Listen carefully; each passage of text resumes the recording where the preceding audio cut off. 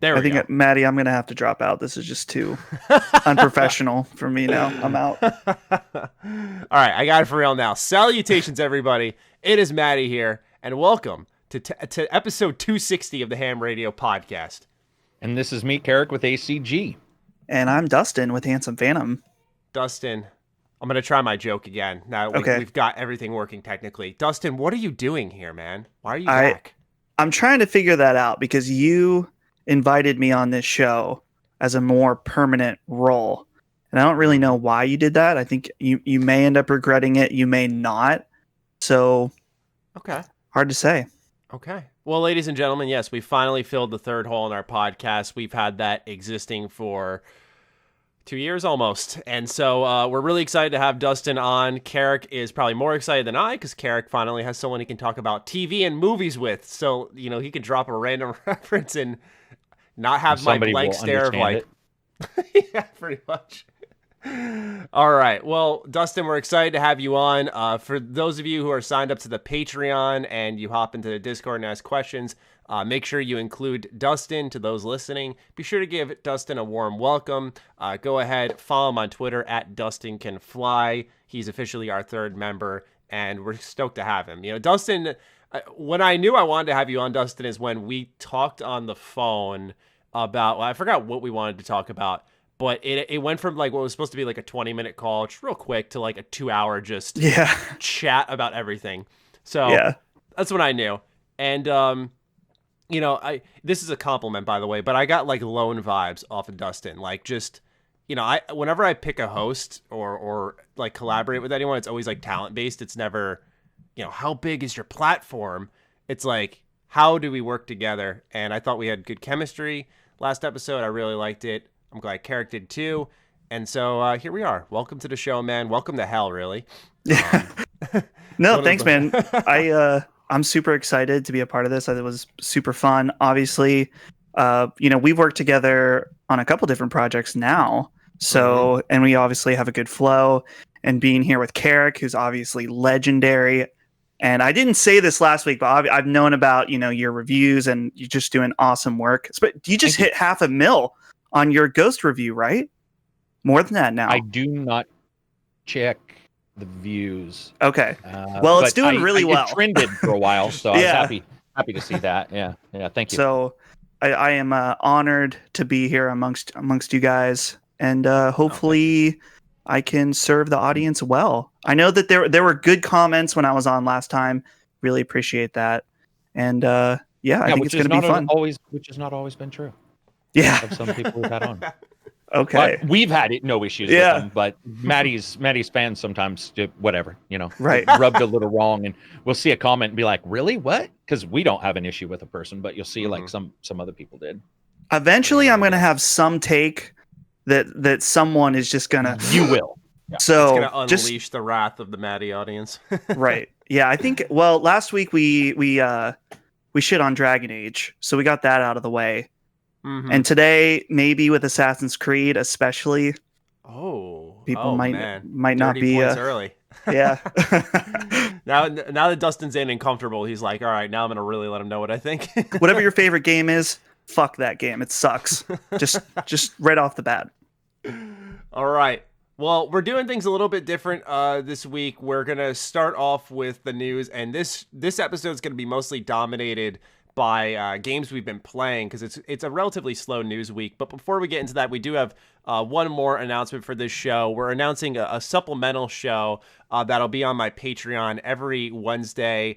Sometimes it'll be a solo show. Sometimes either Dustin or Karak, if they'd like to, will join me. But the idea is to make this a add-on to what H.A.M Radio is. It's called Extra Slice of Ham. I thought that was a pretty good play on words. Mm-hmm. I was a big fan of it. So that's when I heard that name. I was like, oh, fuck yeah, I'm going with this shit.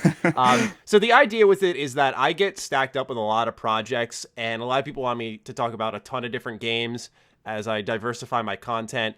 Most notably recently is The Last of Us Part 2. But it's got to the point where I took a poll on Twitter asking folks, hey, should I still review this game? I feel it's very much a saturated space. And a lot of people still want to hear my thoughts, but most were suggesting doing a podcast segment for it. And so that's how we're going to kick off Extra Slice of Ham. We're going to have a mostly spoiler-filled discussion on The Last of Us Part 2. And then afterwards, it's going to be, extending on niche games we're playing, news that maybe we don't catch on the podcast here, because we try to cover the major beats more so.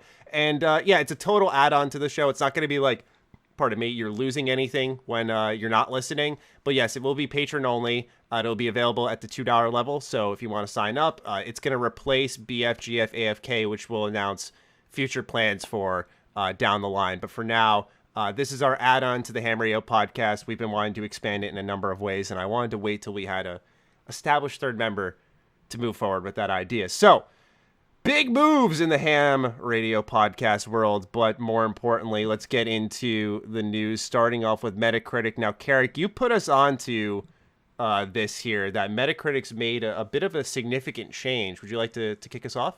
Yeah, for sure. So I got it from a forum, but then found the original story, which was Forbes. Paul Tassi basically says, after The Last of Us 2, Part 2 Insanity, Metacritic's changed user score submissions. And basically, it says that this morning I logged into Metacritic to see that the average score had settled on for Ghost, or what the average score had settled on for Ghost of Tsushima out today on PS4, and saw that it's a respectful 83. But I also saw something else where normally we'd see user scores on the right. There's a new message that I had never seen before. It states, please spend some time playing the game. Come back to review it starting at 12 p.m. Pacific Standard Time, July 18th. So what they are doing is they are delaying user reviews for a particular amount of time. And right now it looks like 24 to 36 hours. So before people can basically... No, it's not. And it's... I mean, I don't think it's bad. We'll have to see what people think of it overall, but I actually think the idea is good because it will, I think people are going to be worried that it'll like stop technical issues from being reported. But I think technical issues will also be reported by YouTubers, and people with YouTube channels will report their own things, that kind of stuff. So, and Steam and stuff's not going away. They still have their ability to drop reviews. You just got to wonder if it's like something that'll... Is there really a true fix to the issue of like review bombing? Like it's almost like you just open the floodgates a day later. Right. But I think it's smart ultimately, because you I guess put people in a position of like, hey, go play the game before you write anything, at least encouraging them to do so. But eventually once that's opened up, even a week later, see, that's what I'm wondering. If is the time limit the issue? Like, let's say it is around 36 hours after launch, would it be more feasible to wait like a week for user reviews to pour in? But I don't think everyone's irresponsible with user reviews. Exactly. But it's just one of those things where when the situation gets hairy, the review bombing it's just like always there every time. Yeah. Dustin, what do you think? I don't know, man. Like, I don't really... It's not that I don't understand user reviews. I just think that they are too far tainted to be valuable at this point, because they're no longer a metric of quality for a game. They're a way for an audience to try to loudly speak their opinion in some ways that don't make sense to me. I don't know, like, especially after we're coming off the Last of Us Part 2 review bombing.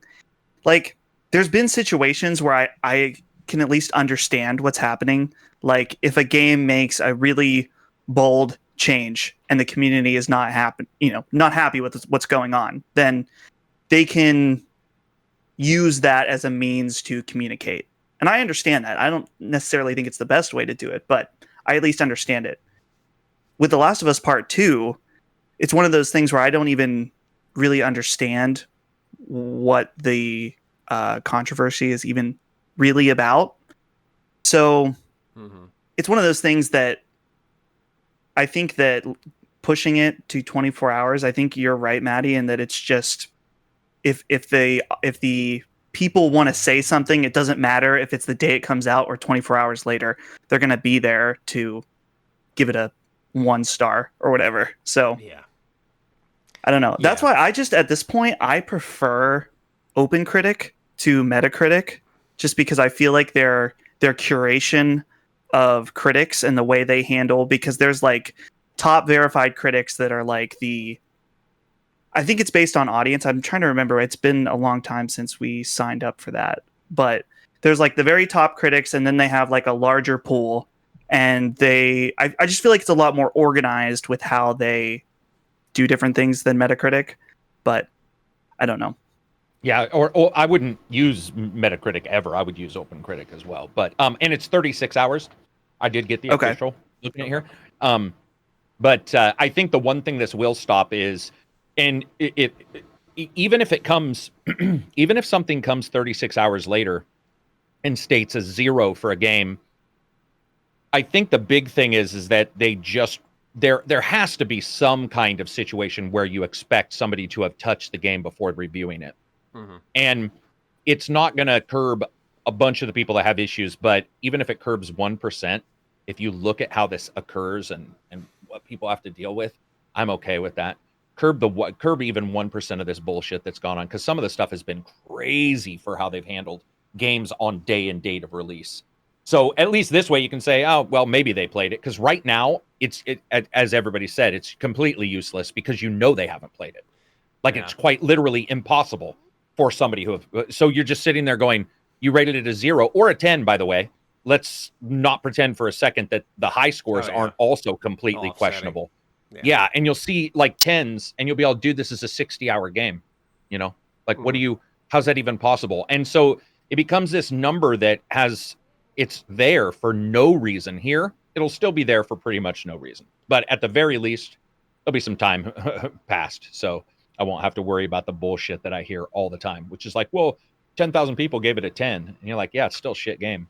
I don't know exactly. That's like Rotten Tomatoes, I think, has kind of similar, which I think Rotten Tomatoes, if you actually look at how they do their percentages, it doesn't really make sense. But I don't want to dive into this completely, but I feel like with Rotten Tomatoes, it's very political. Like, it's like, oh, well, these reviewers are on this mindset and they gave something a 3, but we really like it.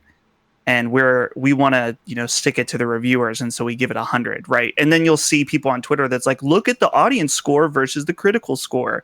And so I'm wondering now that, with The Last of Us, we're just seeing that more with games. But yeah. You see, I think like Steam has a pretty good system in play where you have your hour count attached to your review. And I think one of the better solutions that a lot of these sites could get to with and this would be cool for verified reviewers as well, is and it also would fall into, I think, Microsoft and PlayStation's hands a little bit, of saying when you sign up for one of these websites, you have to link your gamer tag or your PSN. And that would mean, and the reason why it falls into their hands is I would think that games need to have, Xbox has it, I know PlayStation doesn't, a built-in app clock that just counts the hours you're in there. And so when you leave a review, let's say for Ghost of Tsushima, it has it doesn't have to show your PSN. Let's say your privacy settings are changed. It doesn't have to show it, but it can show 35.7 hours played. And you're like, okay, this person played 35 hours and he gave it a 9. So at least I know this is a 9 based off someone who put almost 36 hours into the game, and I can do something with that. I feel like any review that's just based on, it's just almost like a blank slate. It's just words on a paper. It's really hard to go anywhere with it. And I say that as someone who, like, when I make my reviews, I always try to, for a while, intentionally show like the end credits with the trophy popping so that people would know, like, oh, he beat it.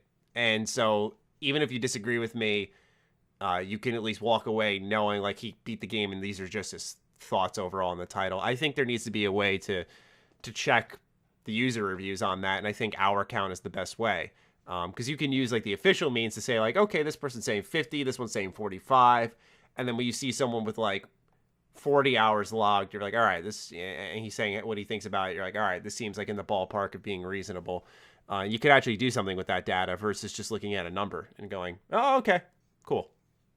I don't think they can win no matter what, because you have with Steam, for instance, somebody's in the main menu and it counts hours in the main menu. So somebody could just sit there in the main menu for 40 hours. In fact, most Xbox games also do it. I think in the end, this is probably the easiest win and it's not even a win, but it's probably the easiest thing you can do right away that just makes things appear a little less stupid. But you're not going to win no matter what. It's funny you guys talk a little bit though about like the discussion, about critics believe one thing, users believe another, because since most people agree on Tsushima, I have a video called "You're an Asshole If You Think That Critics and Users Don't Agree," because we do right now and no one's going to do a video on that because it's not hyperbole. It's not it's not clickbait to say, "Oh, look at us, we're users and we completely disagree with, critics. Critics need to." So I'm going to do exactly the opposite in my video and be like, nope, we do agree on something, so you're fucked. What are you going to do now? What's your argument going to be? I'm sure a lot of YouTubers will be mad because it'll seem like, hitting them for clickbait. But we do have this weird thing where everybody thinks that their word matters, and it doesn't. I mean, it doesn't. You wouldn't ask me to do your taxes. That seems pretty fucking intelligent. And I think sometimes when we get into these weird situations, you can only do so much. If you're going to have an aggregate website like this, you can only do so much. Metacritic weighs their stuff, which is already broken. IGN matters more than somebody else. But at the same time, what's to say that a company hasn't fired an employee who was very good at reviews and now they've got a new employee that's shit, or IGN who never checks for plagiarism for months on end and gets dinged for that, and they were there the entire time. You didn't see Metacritic saying, well, we have proven plagiarism on these reviews, so we're now removing IGN. Of course they didn't, because of course, like, I don't think any of us expected that. This is a situation where you can't win. There's really no way to win. And so I think overall, you just do little things to mitigate it. OpenCritic has done their own thing to mitigate it. And I think it works fairly well. Metacritic's tried their thing. But Metacritic's broken inherently. Until they stop weighting things, it just doesn't make sense. Their 78 is not literally a 78. Like, that's what's weird about Metacritic. And they get away with it, which to me is weird. Like, I don't even know how to explain that. That would be such an odd...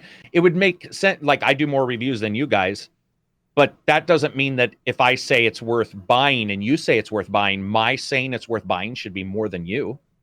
Like, that doesn't... The context within the review does, but people are lazy. That's another thing. People want to look at an average. They don't want to have to wait. Simplified.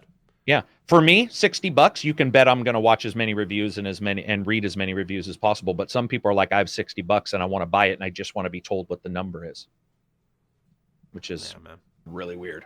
Karak, I think you're onto something though about saying the system's broken, and not just because of weighted, but we're kind of in a new whole era of criticism across the board, whether it's games or movies or books, even, like, we have individuals like us who are standing beside giant publications like IGN. And now we're seeing especially now that the content creator can pull in just as many views as a company that employs hundreds of people. You know what I mean? And a lot of people, even at this point, view the opinions of a sole, individual, which obviously IGN, there's one person reviewing a game, but still it's viewed upon as that whole company reviewing a game. But you see, it's almost like you have two different sides of a coin that are mixing together into this one thing. And it just doesn't really make sense anymore because of where we're at. Yeah, I mean, there's what makes sense to me is context, and that's why an aggregate doesn't make sense. I just think aggregates need to go. I'm sorry, like, that's on you as if you're going to spend your money, you need to do your due diligence, and I'm not gonna meet you halfway by fucking taking 8,000 people's scores that don't even match. By the way, 1 to 5, 1 to 10, 1 to 100. Buy, wait for a sale. Just fucking thumbs up, thumbs down, stars, like all this shit, and then people try to combine it and pretend it means something. It means absolute dick. And until people sort of wake up to that, we're going to continue to have the issue. And they never will. You just do as much as you can, I guess. Yeah, it's funny because Dustin was tapping into the idea of, like, how people view press reviews versus, like, our reviews, we'll say. And, I do a little mini series called Reviewing the Reviews. When I don't get a review copy, I look at, just like I would as a consumer, other people's reviews. So I'll go through, like, all of the major outlets. I'll see what they say, see what overlaps, so you can kind of get an idea of what's consistent amongst them. If they're all saying it's a 40-hour game, it should be around a 40-hour game. If they're all saying the world is beautiful, that's something you can expect. But where there's differences is where it's also interesting. But what I note in the comments is like, and this is like a small, like I'd say 2%, of people who are like celebrating and making the videos because they feel like I'm putting critics in their place. And it's like, no, I'm not doing that at all. But there's this like desire from users to like slam the press outlets, to lower them a peg, because sometimes we've seen content creators clash with the press because they do clearly view us as a threat. As Dustin said, there are times we can outnumber them just on our own, just by just posting one video will amass more viewership with less effort than a multi-man production from one of their teams. But it's just interesting to see in general how the review scenario or review scene has developed and will continue to develop over years. I do wonder if there's going to be any inclusion of game clocks for reviews or anything like that. I think that would be a really useful tool. But I don't think it'll come up, because what's a game clock mean in NFL? You can't win. Like, what does it mean? What if somebody spends 60 hours and they didn't beat the game? There's so many different ways. I just don't think a numeric thing there's too many ways to defeat that I could see right away. What matters is context in the review. For example, you do a trophy, I'll do a trophy or a hint. Like, if you'll know, especially as like another person who's played a game, you'll know I beat it because I'll say something like that. And it'll be a joke. For you, it was just like a millisecond. For us, this was like a 30-minute escapade. And now we have new backgrounds, new positionings on screen. If you're a video viewer for our podcast, you're in for quite the treat, because I have the elite background, the best one of them all. Yeah, baby. Dustin, what have you aligned yourself with here? Dude, what is this? Wait, can you see my boy in pink here? Wait, Tomba 2, the classic, dude. Mm-hmm. You see him Tomba? there? There you go. Dude, you don't know about Tomba? No. Wow. Okay, I'm definitely quitting this podcast. Like, we're out. This is out, a classic PlayStation 1 game. One of my all-time faves. See, I never owned a PlayStation 1, see? Wow. Damn, dude. You let me down, Matty. First I found out you played League, and now this. Oh my God, League last night was awful. I've never met a more just like toxic fan base in my life. It's just every game someone's got some shit to say. And were you doing verbal or like audio? No, in text. That's the amazing part. It's in text. So they took the time to be a jackass. Yeah, exactly. Wow. Exactly. It's like, God almighty, find something to do. Damn. Yeah, so ladies and gentlemen, like, the internet broke mid-podcast. Like, that's the only way we can describe it. Discord went down, Patreon went down, Zencaster went down, Skype was down, every way to record this show went down. We're like, but this is Dustin's first episode. We've got to find a way. Karak found the way with Zoom. So we're officially on Zoom now. And now, with all of that random housekeeping that had absolutely no impact on you out of the way, let's talk about Ghost of Tsushima, boys. Karak, you reviewed it. You finished it. Yes. Dustin, you picked it up today. I've had it since Wednesday. I have about 10 hours in the game. Where do we begin? Who wants to go first? I probably have the least amount to say, since I've played the least of anybody. You want to go first then? I'll just go real light, because I'm not any kind of authority right now. But this game, I'm playing it on my still just a few months old, my LG C9 OLED, and wow, this game looks awesome. Like, just so beautiful. The HDR is really nice, and I'm sure it's not obviously not a native 4K, but whatever they're doing, their upscaled 4K looks really, really good. Yeah, that was the first thing right off the bat. I was like, wow, the visuals of this game, very, very impressive. And that's especially coming off Last of Us Part 2, which was also, a very, very good looking game. But, yeah, this game's really cool. I didn't really know what to think about it, and especially because the last piece of media that I watched on this game was that gameplay reveal stream. Mm-hmm. And then I had Karak's review, and I was listening to it, but I was not watching it, just because depending on the game especially, I like to just go in as fresh as possible, but I'm like, we'll kind of break the rules and just listen to someone's opinion, but not watch the gameplay. I do the same. Yeah. It's smart. So I felt like through that stream, I thought the combat was kind of going to be more slow for some reason. But it's weird. I feel like the combat, while it is somewhat a little bit slow, it's like really punchy and really satisfying too. So I've only like, there's like a big long intro before you hit the opening where it actually says the name of the game. And so I've done one mission after that as well. Okay. And so, man, I love, sometimes I'm a bit cautious about games that go for a very cinematic quality to them, because I think sometimes that the goal to hit something cinematic doesn't always make sense to me. I'm like, why would you want to make a video game a movie? Just make it a game. But the way they did it doesn't feel compromising. I really like that the cutscenes are they're cropped like a movie, and then as soon as it goes into gameplay, they like stretch out, which is nice.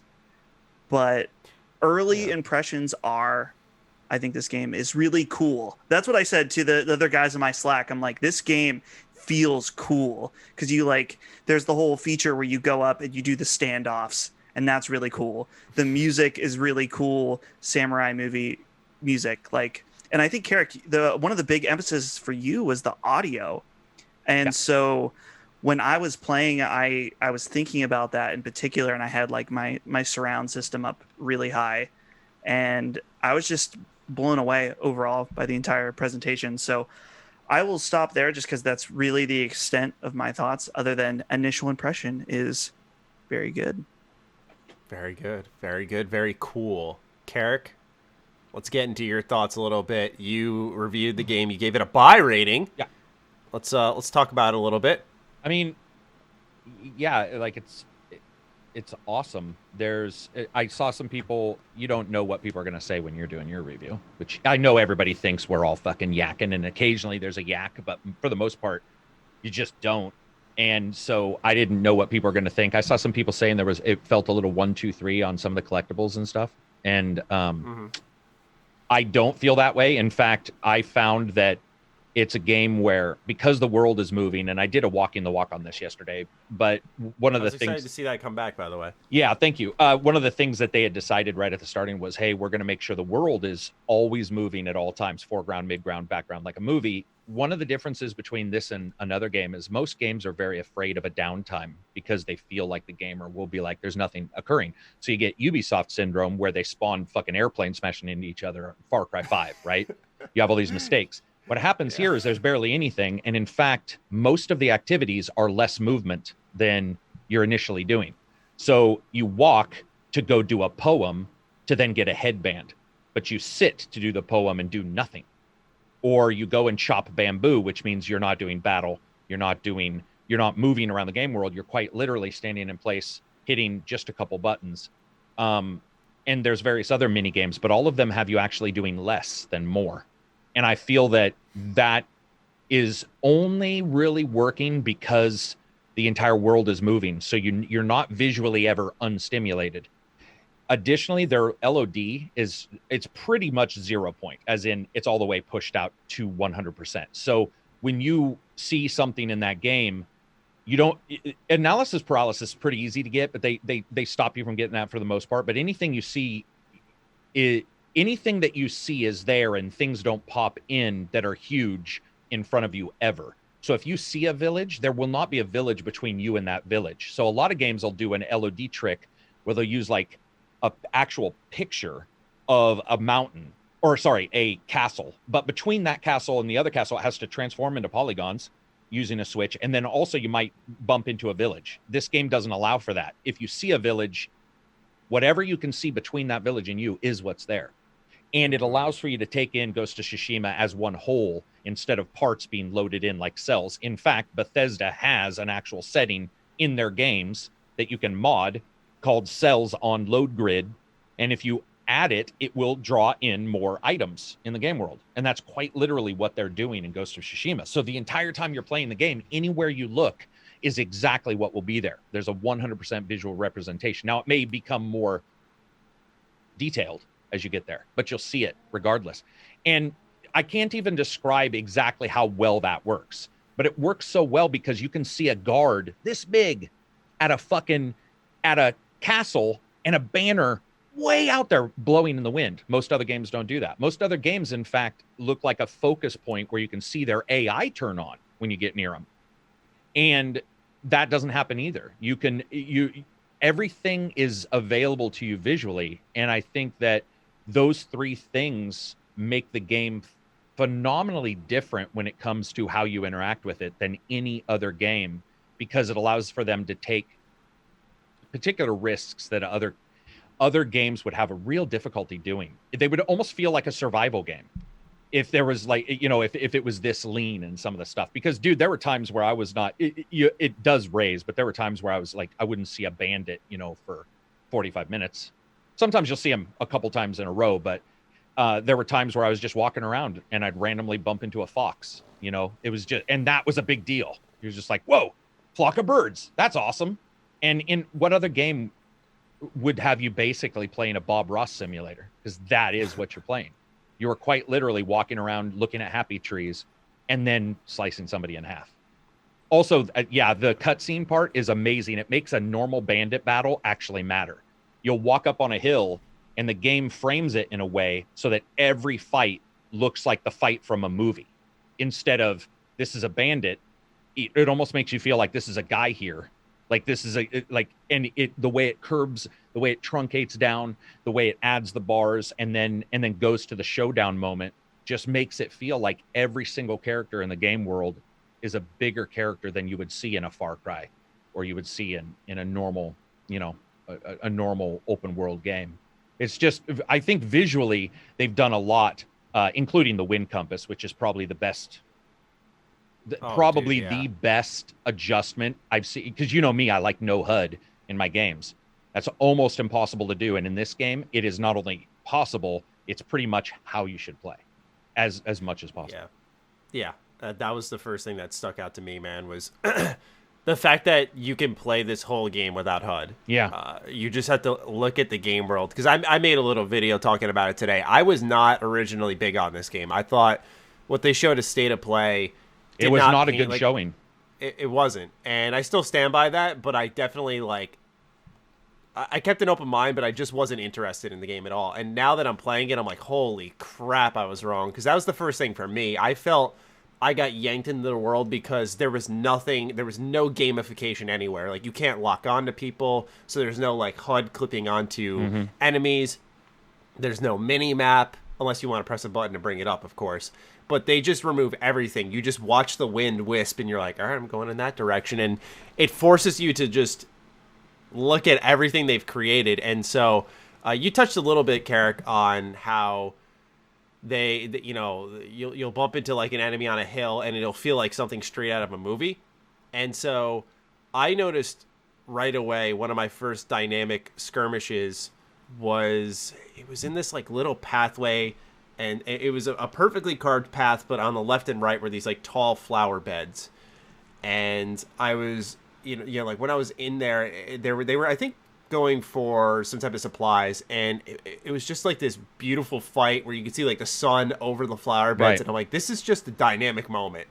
And I'm usually not one who gets super psyched up, oh, my graphics, yeah, but it looks spectacular. And the amount of detail and activity, or lack thereof, that you mention it, that they put into the world should just be applauded, because they got it right. One of the biggest issues with open world design, I feel, is you're always following a marker. You're always going to where even if you're doing it yourself, right? You're like, I'm gonna go here, and you put the waypoint down. You don't realize how much that kind of hurts your experience, that you're constantly following it, until you get a game like this where you don't have to have that, and it's insane.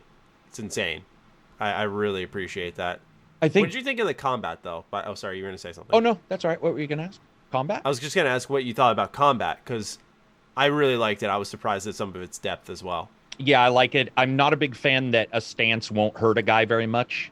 That isn't for them, which can be bothersome when you've got two swordsmen and a brute, and you're like, I'd really just like to use the swordsman attack on the brute and have it kill him, and it will kill him. It just takes a lot longer. Like it's not as useful, and they can block it easier. And I get it. They studied. I talked about this in the Walk in the Walk. They actually went and talked to Kenjutsu experts. All that stuff's great. That is the only thing. Also, I wish there were more combos between stances, because I tried for hours to get a combo to work fluidly between stances. Like I was hoping it'd be, triangle in your swordsman stance, and then you jump to your brute stance and you hit square, and maybe it goes in slicker.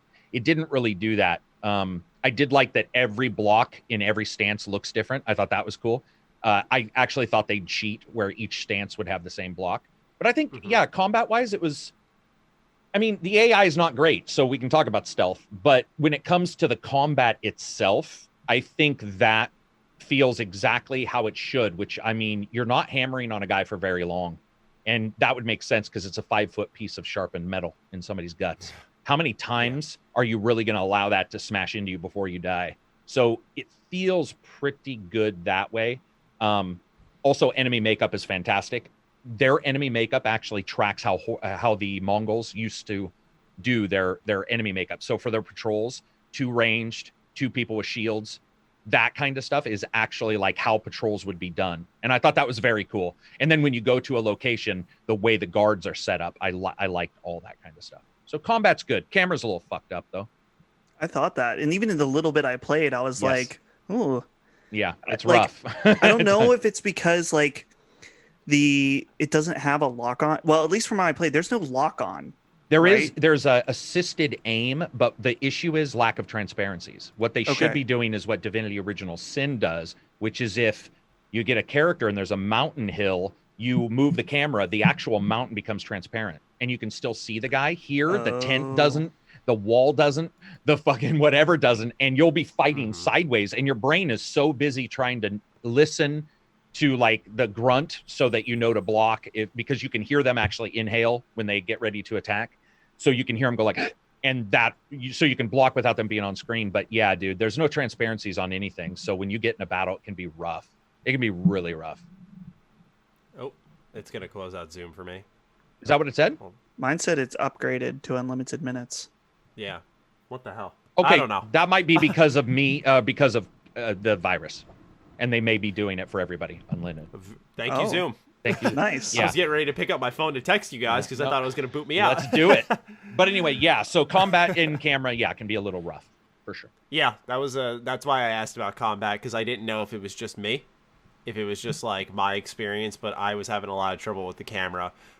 It's always fighting with you because it's not, like you said, nothing's becoming transparent. Like trees in a game with so many trees. Yeah, right. God, it can get really frustrating, even with how open the world is. Like sometimes it's not centering in the right places, or it's like hovering way above you. It just becomes a catastrophe. It really does. It reminds me too much of Dragon Age Inquisition. I say that with like an updated opinion because I've just been playing it, and the way the combat camera orients itself. Yeah.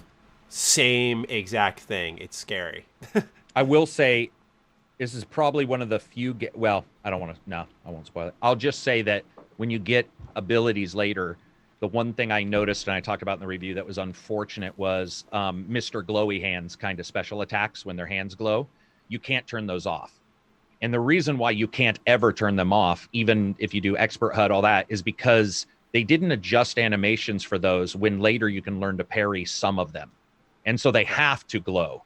Otherwise, you wouldn't know which ones were parryable and which weren't. But the problem I have with that is it looks so fucking dumb. It looks so dumb. I had everything. It's the only gamey thing in there. And when the HUD's all off, right? And you're like, and you look so good. You take out 3 guys and you look good. And this guy's running in and you're like, I'm going to fucking parry him and I'm going to cut his guts open. And then his ants glow. And you're just like, damn. It sounds like such a small thing, but when you're that immersive, you expect that one extra step, and that happens. You're like, shit. What does it look like in black and white mode? Terrible. Oh, so you were saying the audio is bad. The audio is fucked up too. Yeah. So in black and white mode, the contrast is messed up. They knew about this months ago, and they said they were trying to fix it after playtesting. I'm sorry about my dog. No, you're So apologies. He's still going to do it. But what happens is it turns the audio mono, and which is completely it's just completely against the entire reason you would want to play. So currently, even a couple of their art people are like, probably not best to play that mode. Maybe catch some GIFs in it, show it for the video, but it's not. Its contrast is also very messed up, and even other artists on other games are like, yeah, that contrast is wrong. It loses actual data. It's not the same as a black and white. It's like not retro, but like a stylized black and white. So, what I was more so curious about is when, let's say, the spear guy is going to attack you, and you're seeing like the red hands glowing. Is it still red even with? I believe that just shows the graphical glow, if I remember right. Just the graphical glow. So it could be red too. It could be red too. But once I tested it after about 2 minutes, I turned it off. It was unacceptable. Like audio was messed up and contrast was messed up. So I don't remember that, to be honest, which it was. It became a no-go for me pretty quickly. Okay. Let's see what else. What did you guys think about the Dustin? I know you haven't had a chance to do these as much, but Karak, what did you think about the Tales, the game's side quests? Well, first, have you, Dustin? Have you got to do any of them? I don't think so. Oh, okay. No, I think the only quest I did was a main quest. Yeah, they're after a couple of main quests. Oh, yeah, they're after. Yeah, right. And they're excellent. I think they are really good stories, and I was just curious if I was the only one on that. No, I've seen some people dissing on them, and I don't really understand. This is the only this is the only game I've ever seen where every collectible in the game has a narrative reason to be there. It's not just a collectible. So, for example, if you go to the fox doesn't just give you a charm. It actually leads you to explore a new place to lead you to the charm, right? So every single thing has 2 layers minimum. And that's the same way with the Tales. They have 4, 5, 6 layers. They also have narrative, just like the random prisoners you can save. If you save a random prisoner, they'll give you data about a new waypoint. Everything's leading into the fiction. Personally, I thought the Tales were awesome. Musicians' Tales were even better. Those were, I don't know if you've done those yet. That's where like the musician is there. Have you got to that? I did a mythical quest. Is that what you mean? Where the musician's playing his the biwa at the fire, and you sit down. Tells you a story? Yeah. With the oh fucking my God. love those. Yeah, holy shit. Dude, it's insane. It's like that. Those are some of the best quests because it starts out and it's like this big legend, and it's like you're gonna find out what happened to the legend, which is even cooler because it feels like time's passed in the game world since these stories were told by ancestors. Yeah, dude, it is top notch in a lot of ways. I was really impressed because nothing feels like, oh, we're just putting this in. I will say I felt like the Fox Shrines were a little bit of like, oh, this is just another thing to do. But it all feels so well thought out, and I think that's why I'm enjoying it so much. Nothing felt like an afterthought. And especially, I don't think of Sucker Punch as like, these incredible storytellers. So for them to actually, give me side quests that are more compelling than most open world games nowadays, I was really, really shocked by. What'd you think of the bad guy, the voice acting, and a good guy voice acting, all that kind of stuff? I actually, and Dustin, I'll be curious to hear your thoughts on this because I know you also play a lot of games in Japanese. I stuck with the English cast though. I like what I got, especially the I forgot his name, the main Mongol Kublai guy Khan, baby. Yeah, he's really fucking good. Great actor too. Yeah, that's what I'm saying. Like the performance is really what got me.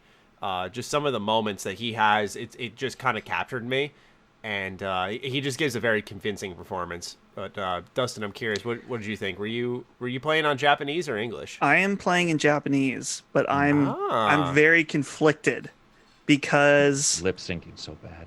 Yeah, well, that was the first thing I noticed, that I was like, something's not right with these lips. I don't know if it's just I was trying to figure out if it was just the English lip sync with the Japanese voice, but I was like, it would have been way worse if it was that. So something ain't right there. Yeah, they tried to. That's just weird.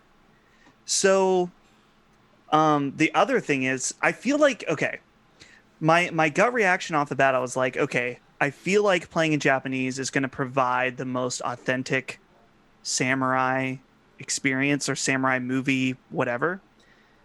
So that's cool, but then the lip sync happened, and that kind of made me like, maybe this isn't what I want to do. And then the other problem I have is when you are playing the game and like if you are traveling with somebody, so you are in control and you're trying to look at where you're going and you're trying to read subtitles at the same time. I was like, ooh, maybe this wasn't the best. So I don't know. The fact that you guys are saying now that the performances in English are really good, you definitely have me considering more switching it over to English. It's worth a try. Yeah.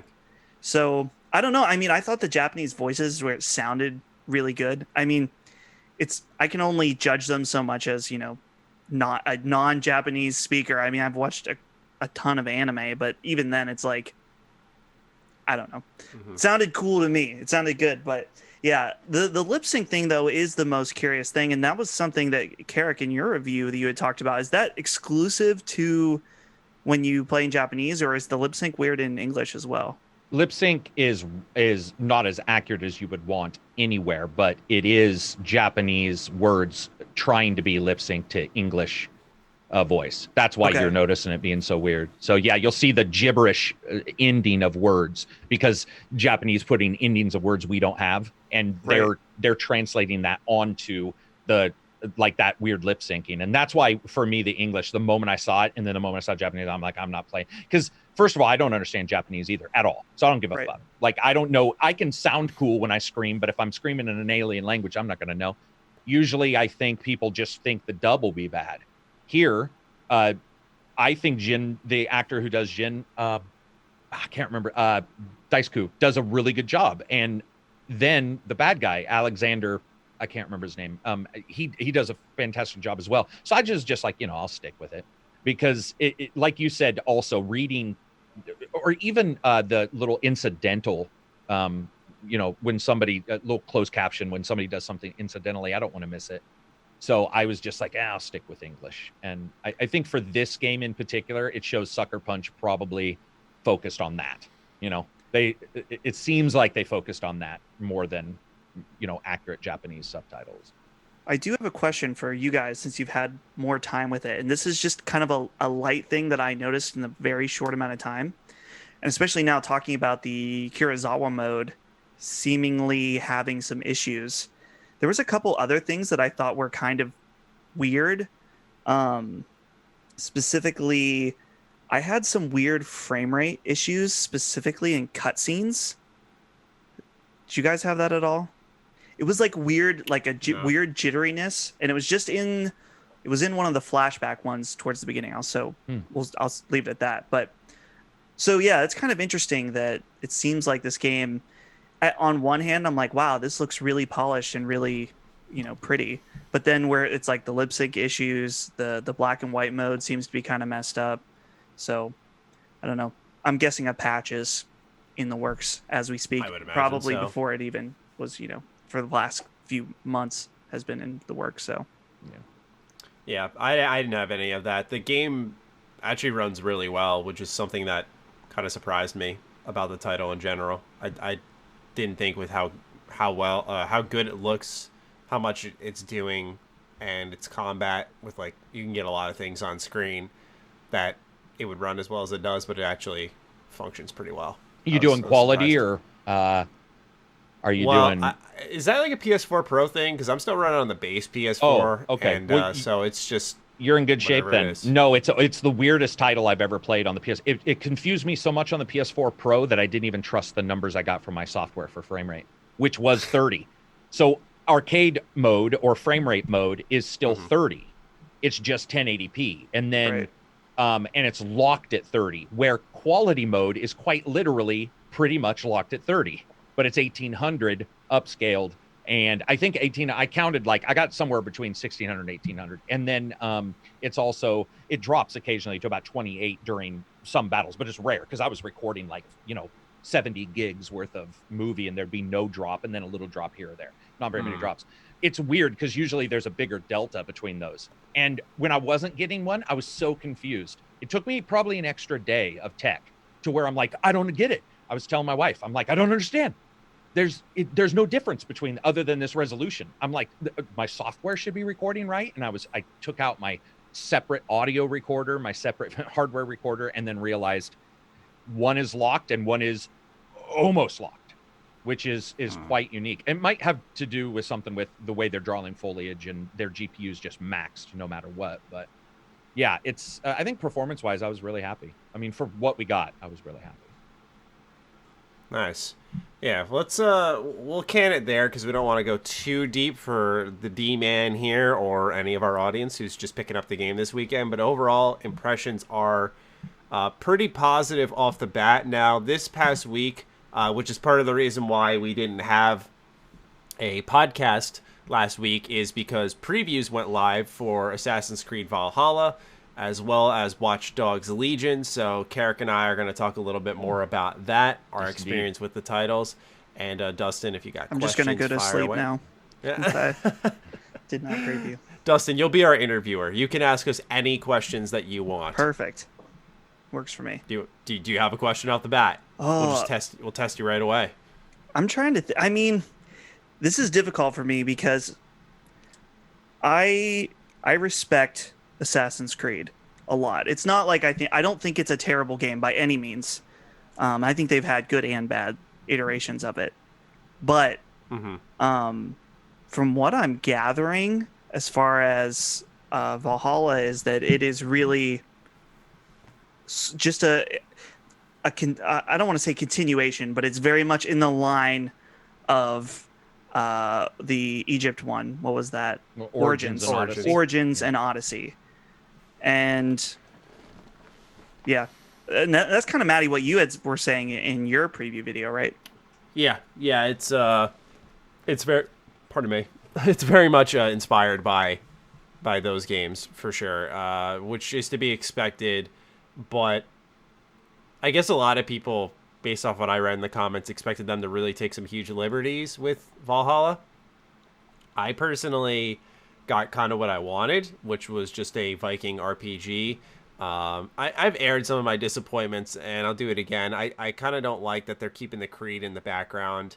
I would like to know a little bit more about that and just how deeply involved they're going to be, because Odyssey was not a Assassin's Creed game really in a number of ways. And I say that as someone who really, really liked Odyssey. Karak and I have certainly raved about that game a lot on this show, so that shouldn't be news to anyone who's been listening to us for a while. But yeah, I just there were like weird cutscene glitches. I like the raids, but I also feel like it took away a focus on stealth in the game.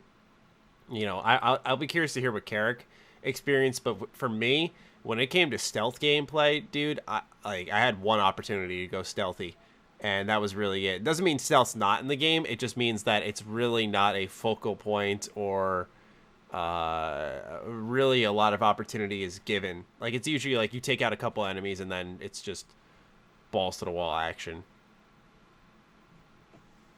Did you have any stealth, Karak? Any stealth gameplay or? Yeah, I fucked it up though. I found a spot and I was stealthy for quite a while, and then accidentally blew the horn instead of calling my fucking horse like an idiot.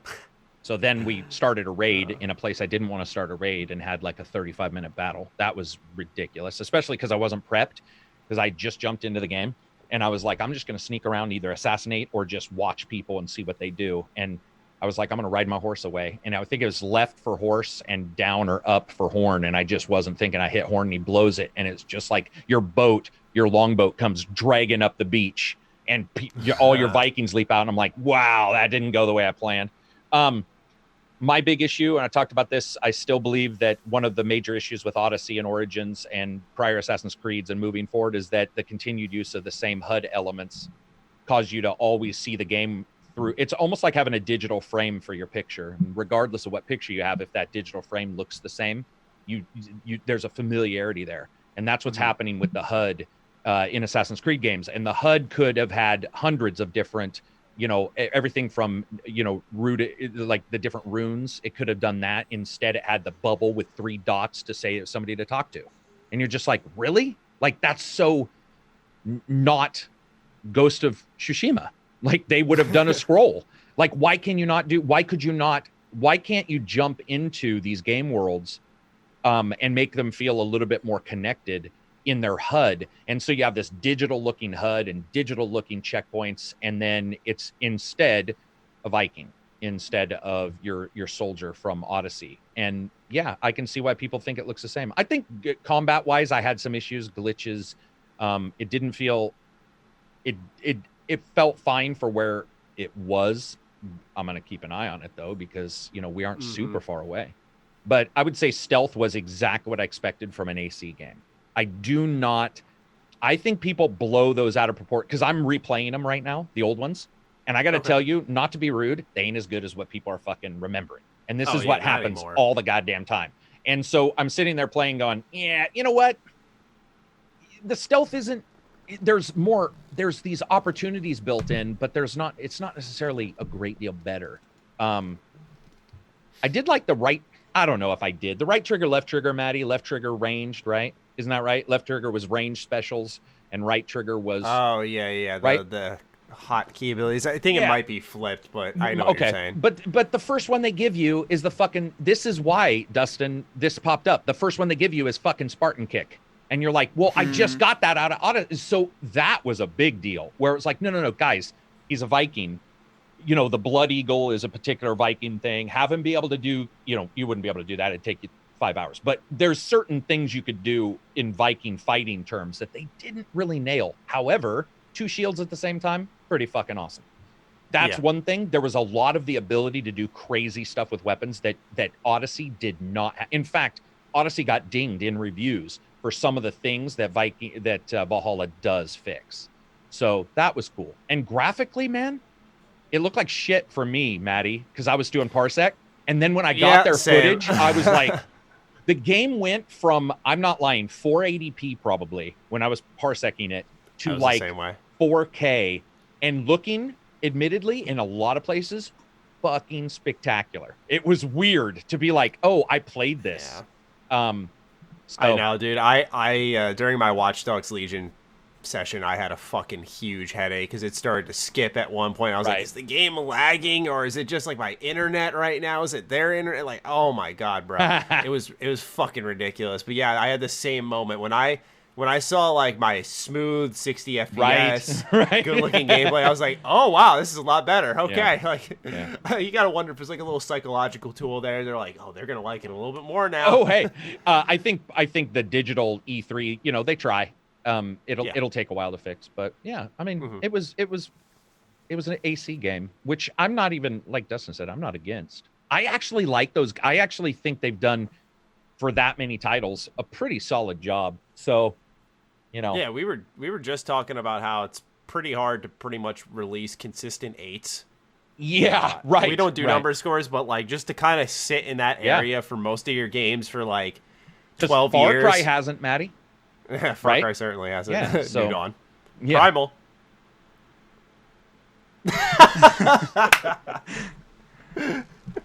No words. Maddie, just I'm on your one side finger. with that one, just so you know. No words. Oh, wow. I got his entire Discord on my side, so that's all that matters. Oh. And he came in there that one time. He came in that one time and he's like, oh, you guys traitors, man. Because I don't remember who I sold it to, but somebody's like, this is awesome. No, it's not. But what did you think when you were playing it about, who did you choose, male or female? Male. Okay. So that's Canute from The Lost Kingdom, if you guys have seen that. A great show on Netflix. I think it's on its 5th season. Dustin, this is what we hired you for. Have you seen this? I have not, but I know what you're talking about. At least know the show. Oh, dude. So surprisingly good and dumb at the same time. It's like the WB history TV show, right? It's weird, but it's fun to watch. And he's amazing in that. And I thought, I liked his voice, but I wanted to see, because Fighting Cowboy and I talked, and he's like, dude, I don't like him for whatever reason. Or he didn't love him. He didn't feel drawn towards him as a voice actor. Did you have issues? Did you even talk that much? You may not have got to those scenes. Yeah, I talked a decent amount with him. The way I'm gauging my love is I fucking adore Cassandra. Like, she stuck out like a sore thumb. Like, you could just tell the casting and the character matched really well. She had fun with the script. I didn't get a whole range of emotion or anything from Eivor, and it's a huge game, so yeah, there's only so much you can tell. And I do know for a fact that the vertical slice that we saw of Odyssey was one of the stronger parts of the game when I previewed it back in 2018 E3. So this one was a lot more open, and there was a ton of content you can miss. I was talking to my demoist and a couple other creators, and like we all had pretty different experiences. Yes, right. I didn't really get a feel for him that could be super accurate of the whole game, but what I did hear from him, it was like another protagonist whose shoes I'm filling. It wasn't like Cassandra, where to me it felt like she was written in the vein of like Geralt, where you are making choices, but there is a personality to this character, and I think they nailed it there, where we're gonna have to see with Eivor. I think you guys are a bunch of thirsty bitches. Any of you guys who like Cassandra? Dude, she's not that much better. I don't care fucking whatever. We're going to have an entire podcast where we just go through the line. You're not alone. But I'm in the minority, I'm sure. I don't think you are, because when I said in one of my videos, like I said it confidently too. I was like I even said like let's be real kind of thing. Like everyone knew. I was like, yeah, Cassandra's one of the best. People were like, wait, what? Like what keyboard warriors were prepared. Yeah, with their shields. Yeah, absolutely came after me. I was like, okay, sorry guys, but yeah, I love Cassandra. She just really stuck out to me. I'm sure Eivor will be great. I have no doubt about that, because they do have like a working formula, and kind of like what we were saying about Ghost of Tsushima. A lot of what Valhalla does serves to build the world and try to stay as loyal to it. Like I really like the world events. I thought that was a really good change of pace. Mm-hmm. It helps cut down the bloat. It helps build the world in little like stints, without these self-contained stories that may be forgettable. But now after playing Ghost of Tsushima, I kind of wouldn't mind if Assassin's Creed did those chapter tales kind of things. Yeah, right. I think because that serves like the longer stories that they want to tell that maybe aren't a part of the main story, and can serve to do the same thing that those world events can. I have a question for you also, Maddie. Did you notice any levels? Because I did not. I noticed what our level was, 55. That's what I saw for our level. Oh, but yeah. when you're fighting enemies, I saw no level indicator anywhere in the options or on the people. So I'm wondering if they've also looked into fixing that, which was a complaint. Yeah, I saw the power level too, and I saw there was a quest. It was the main quest we had to do. It said like a suggested power level of 55. Yeah. And I didn't look too much into the gear menu, but I was thinking to myself, now that you've asked that, maybe they'll say that you can do whatever quest you want, but your gear will determine your power. Because I did put on like, I think a flail, and the flail increased my power by like 6. That's the one I got. Did you get the with the chain and the fucking pine cone almost ending looking? That's weird. We both chose the same weapon. Okay, gotcha. Yeah, I switched off of it because I was doing one of the Daughters of Legion, and I was just getting my ass handed to me. I was like, all right, I need something a little quicker here. But I did notice my power level was changing, so I don't know if there's going to be the severe content gating because the world events, like I said, these things are a minute, 2 minutes long tops.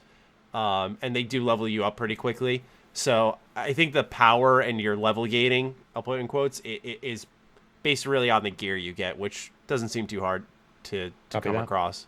So I think ultimately that won't be a problem. That's what I was in the middle of saying, is I feel like they've listened to a lot of feedback from their own community. Yeah. And so I'm hopeful for the game, but I do think it's a long time between then and now, and when you're releasing right next to Cyberpunk, even Assassin's Creed, man, like that's a fucking big baller move right there. Holy shit. What's your guys' favorite Assassin's Creed? Like, Dustin, what's your favorite Assassin's Creed? You're not a Assassin's Creed fan, it sounds like. Not a big fan. I've played many of them. Did we talk about this the last time? We did, but I don't remember what your answer was. We were trying to figure out what one do you remember the most? How about that? The one that I remember liking the most, and before anyone touches their keyboard, I only can really, I don't remember the gameplay and how they differentiate. I just remember the story and the setting. I really liked Revelation. Right? Is that what it's called? Yeah. I don't know. I just like the how it was the end. They made a finality to the Ezio trilogy, and I like old Ezio. I thought that was a really unique angle. So that's the one those three stuck out to me the most.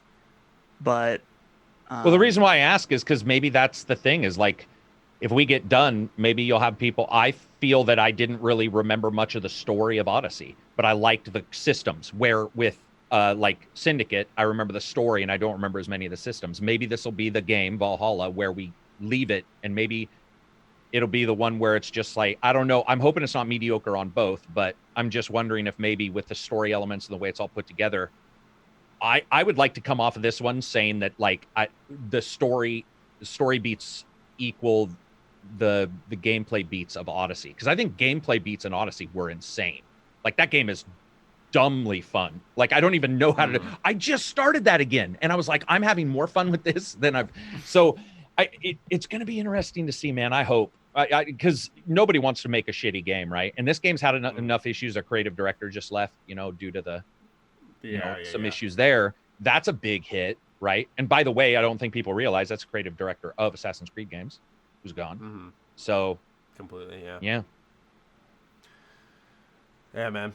Well, Valhalla won't be too far out now. We're just 4 mere months away. On the other end of the spectrum, we have Watch Dogs Legion, which is a bit closer. It's in October. I think the October 2nd I saw. Like I said, I did not actually watch the Ubisoft event because the main stuff that they gave us was, I knew, like the main focal point of their event. Right. So it was just like, all right, I'm just going to take the day off then.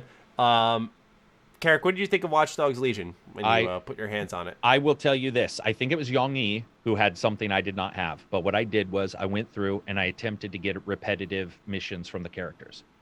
I feel that they're doing exactly what they stated they were going to do, which is that you can take over and play different characters and really have a unique army. I ended up taking out an entire base with a chick whose only skill was gambling. Like, it was ridiculous. And it was one of the most fun experiences I've had because I knew nobody else was going to have that character and try what I tried.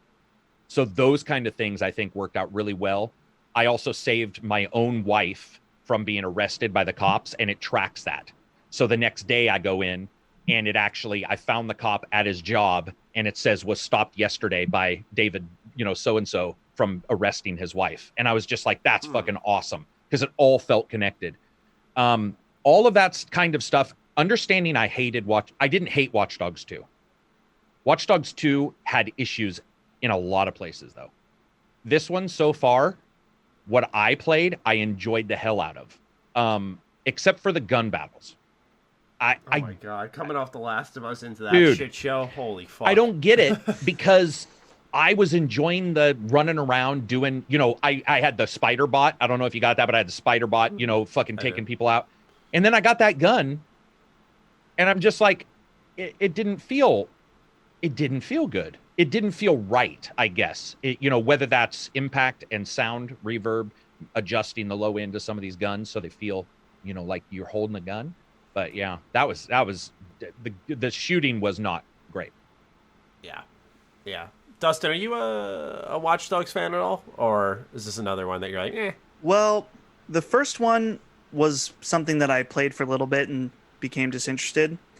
And the second one I've always wanted to play. It feels like one of those that just got away, that I never got to check out, since there was a lot of people that thought that it was significantly improved from the first one. Luckily, they just gave Watch Dogs 2 away for free. Yeah. So I have it on my Uplay account now. So I was thinking about checking it out. And then I was like, you know what? I'm going to be playing Ghosts. So I'll just let that sit there. And who knows, maybe it will forever be the game that got away until, I might play Legion. But I think what's exciting from hearing you guys talk about this game is the emphasis on the sandbox in a way. Karak, you were talking about how different things connecting in the world and how you're like, oh, I saved my wife, blah, blah, blah. I'm curious about how far the sandbox goes. The co-host of my podcast, Brandon, his dad is like a crazy GTA player. When like GTA 4, he was able to like get a cop to like, he would like dodge and have a cop punch a guy in the face, and then they would get in fights, and then there would be like all these cops showing up and all these people, and it would just he was able to manipulate the sandbox in ways that you would never expect for a game like that. So where I'm leading to with this is I'm wondering since there's a huge emphasis on you can play as anybody, creating your own specialized army, how far are they going to go with the level of insanity and crazy stuff you can do in that sandbox? I did track one NPC through 4 other NPCs' quests to unlock the first NPC, which I've never seen in a game. I had an actual piece of paper down going. So I talked to one lady who's like, and I wanted to get her to recruit, and I did what's called a deep scan, which is a secondary scan from the original one, which shows their schedule for the day, and you can track them, and then it'll say investigative steps to get her to join DedSec. So I went to do them, but then that person needed me to do other quests for a different one. And by doing the third person's quests, I unlocked one of the first person's like positives. It was crazy. Now, that's the sandbox, so it's not going to work that way all the time. So what I did was I went in and I had a notepad and I was like, I want to see if I can get repetitive content, the type where you can feel the database working. What I heard was Yang Yi, and I haven't got to see his video, and I heard Yang Yi quite quickly had some kind of repetitive content, which I didn't. And I talked to a shit ton of people, and I had everybody. I mean, I was just hitting the recruit button, literally walking down the hill going like, I want to recruit. And she'd either talk to me or I'd scan it and your AI talks to you. And then I would scan. And I would do multiple missions. Supposedly he had a repeat. I can say I didn't, which indicates that in the middle ground is probably where people will fall. When it comes to the sandbox, dude, you can do crazy shit. There's a guy there.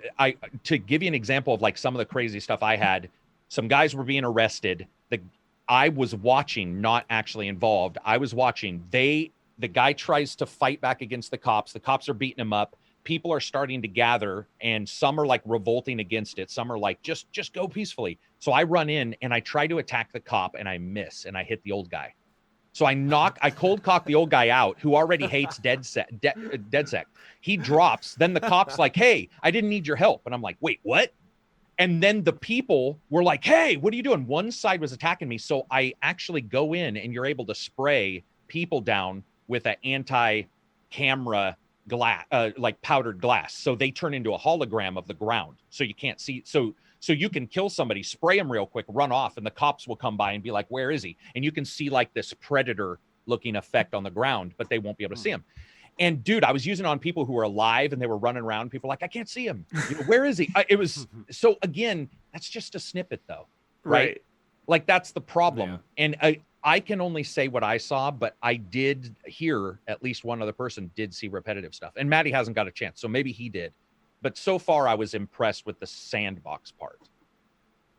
Yeah, I don't know if repetitive is the right word. For me, it was that I was impressed by its sandbox nature. It was like, wow, I can just do I can do whatever I want here, and you can play it however you want. My issue came with, as you build out your team, right, you start to feel like a sense of self there.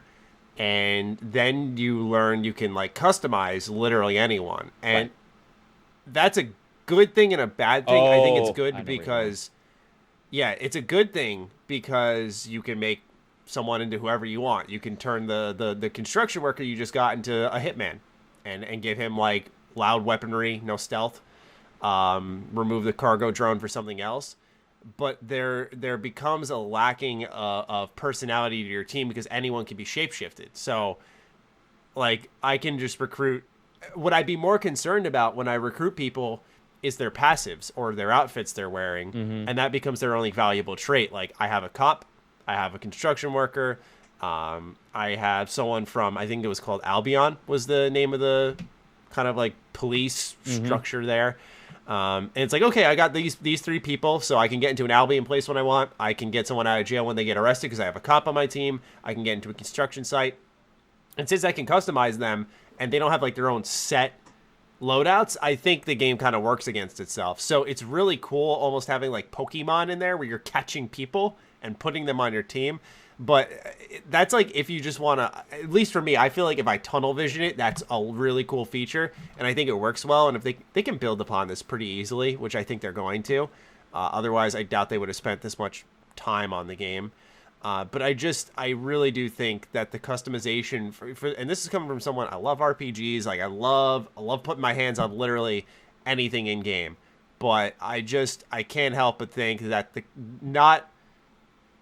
Like, even keeping them in a family, like, this person you recruited can only use non-lethal weapons based off the personality trait of who they are. Well, let's say they are you hired a woman who works at, like, a coffee shop. It would be really cool to see, you know, this is a person who doesn't believe in killing others, but she's in line with DedSec's beliefs. So now she can only use stun weaponry. Like, to me, that would have been oh shit, like, this is cool, because now I'm going to look for people on the map who can offer me things that I can't get from.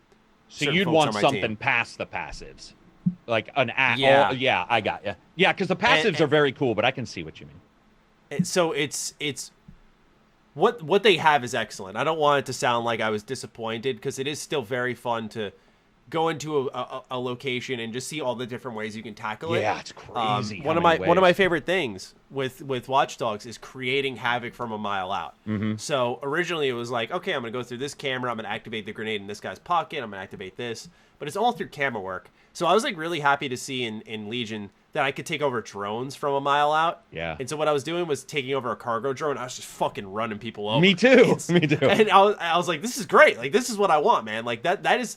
I think Watch Dogs is at its best when it's giving you that, like, thing you think of in your head, that mental image of, like, you know, what a hacker is, like, the cool type of hacking where you're just messing around on your phone and, like, the city's just on fire behind you kind of thing. That's that feeling I got with, like, the drones, and I just want them to keep dialing into that, but sadly the only thing I saw was the cameras again and the drone. That's why I was in the middle on the game. I really like what they presented in a number of ways, but I do think some mechanics worked against themselves. To give you an idea about the drone, though, Matty, I could not get into a room because I didn't have a cop, the Albion. Mm-hmm. So I killed somebody, put them on the drone, took their body on the drone, flew them up to the top of the building, and dumped them off, and waited until one guy on a round saw him, and then called on his radio to everybody else, and then snuck in. And I was just like, that's cool. That's fucking awesome. Like, I would never really in a million. Cool. So I didn't have to even kill a guy up there because they were pretty hard I couldn't figure out how to get to them. But I was like, I saw where they walked, and I was all, I'll just drop another body. I also drove a car through Fisherman's Wharf, which is sort of creepy when you think of the news currently. Admittedly, I was using cars to kill a bunch of people, and I used a car to kill a bunch of people, and the cops went to that. And when the cops went to that, they take their drones, and then you take over their drones and then attack them with their own drones. And I was just like, oh my God, there's so many things you can, like... wait, you can, like, remote drive a vehicle without being in it? Oh, yeah. Dude, that's all I was doing. All right, so there we go. Okay, my bad. So there's another thing. Yeah. If they give me more of that, like, I can easily overlook my feelings on the whole recruitment system, because you can still do what I was suggesting, and I could just not change people's loadout and, like, kind of get into it in my own way. Yeah. I just kind of wish the game's rules were in place, but that's cool. Okay, so I didn't know that. That's great. Yeah, I jumped in a car, drove it from on top of it, and then also you step to the side and you can go. It's like, for me, I was Xbox or PC. Mm-hmm. Were you PC? I think we're both PC. I think we're all PC now that I think about it. I think we had to be. Yeah, but it was like the 4 buttons were right, left, forward, and backwards for the car. And you could get that car going. And just like my first mission was helping a lady who had there was a gambling issue. And instead of going in and helping her, I just took the car and drove it into the center. And they were like, what's happening? You know, all these guys. And I just knock her out, even though she was a good guy. And it was just one of those moments where I was like, man, this is awesome. But again, like you said, you know, if they're not, I guess it matters, Matty. If those passives really matter, then we're good. Right. That'll probably be what it all times. If they're hugely impactful, it'll be good. If they're not, then I could see it feeling like you can make anybody into anything in some way. Yeah. So we'll see. For now, though, let's talk a little bit about Hyperscape. Hyperscape is a new first-person shooter, also from Ubisoft.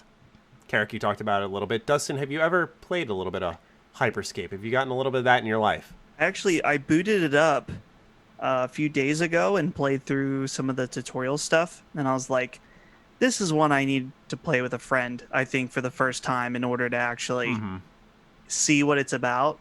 So, I don't have any kind of authoritative knowledge other than it ran real nice on my computer, which other Battle Royales haven't done that right off the bat. So... Yeah, I really actually like this game a lot, and I was looking forward to talking about it a little bit. I picked it up, I downloaded it rather, when it first released after the whole Ubisoft digital event. Karak, I know you really like it, right? Yeah, it's amazing. Because it gives you that arena shooter thing. And Unreal 1999, which is like my favorite game of all time. Yeah. Right. So, yeah, for me, like, I don't have those ties, but what I liked most was how fucking fast the game is. Like, holy shit.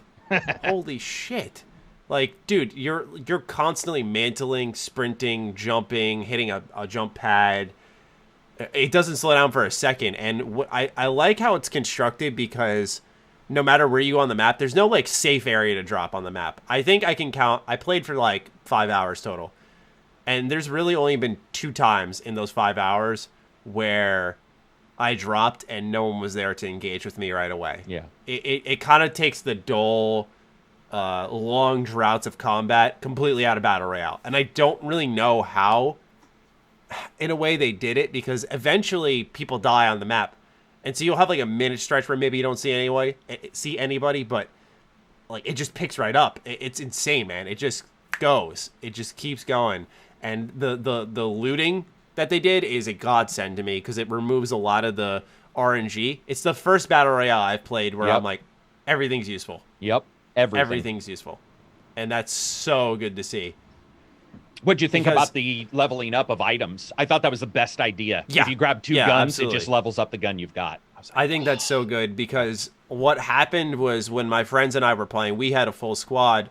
So it was 3 of us, and what we did was we built our kits to not only our play styles, but we would let each other know. Like, I gave my friend the Ripper. I was like, here, you're better with the assault rifle than me. I have a shitty shot. Give me the Skybreaker. So when I found a Ripper, I was like, hey, come pick this up. Mm-hmm. He would ping the Skybreaker.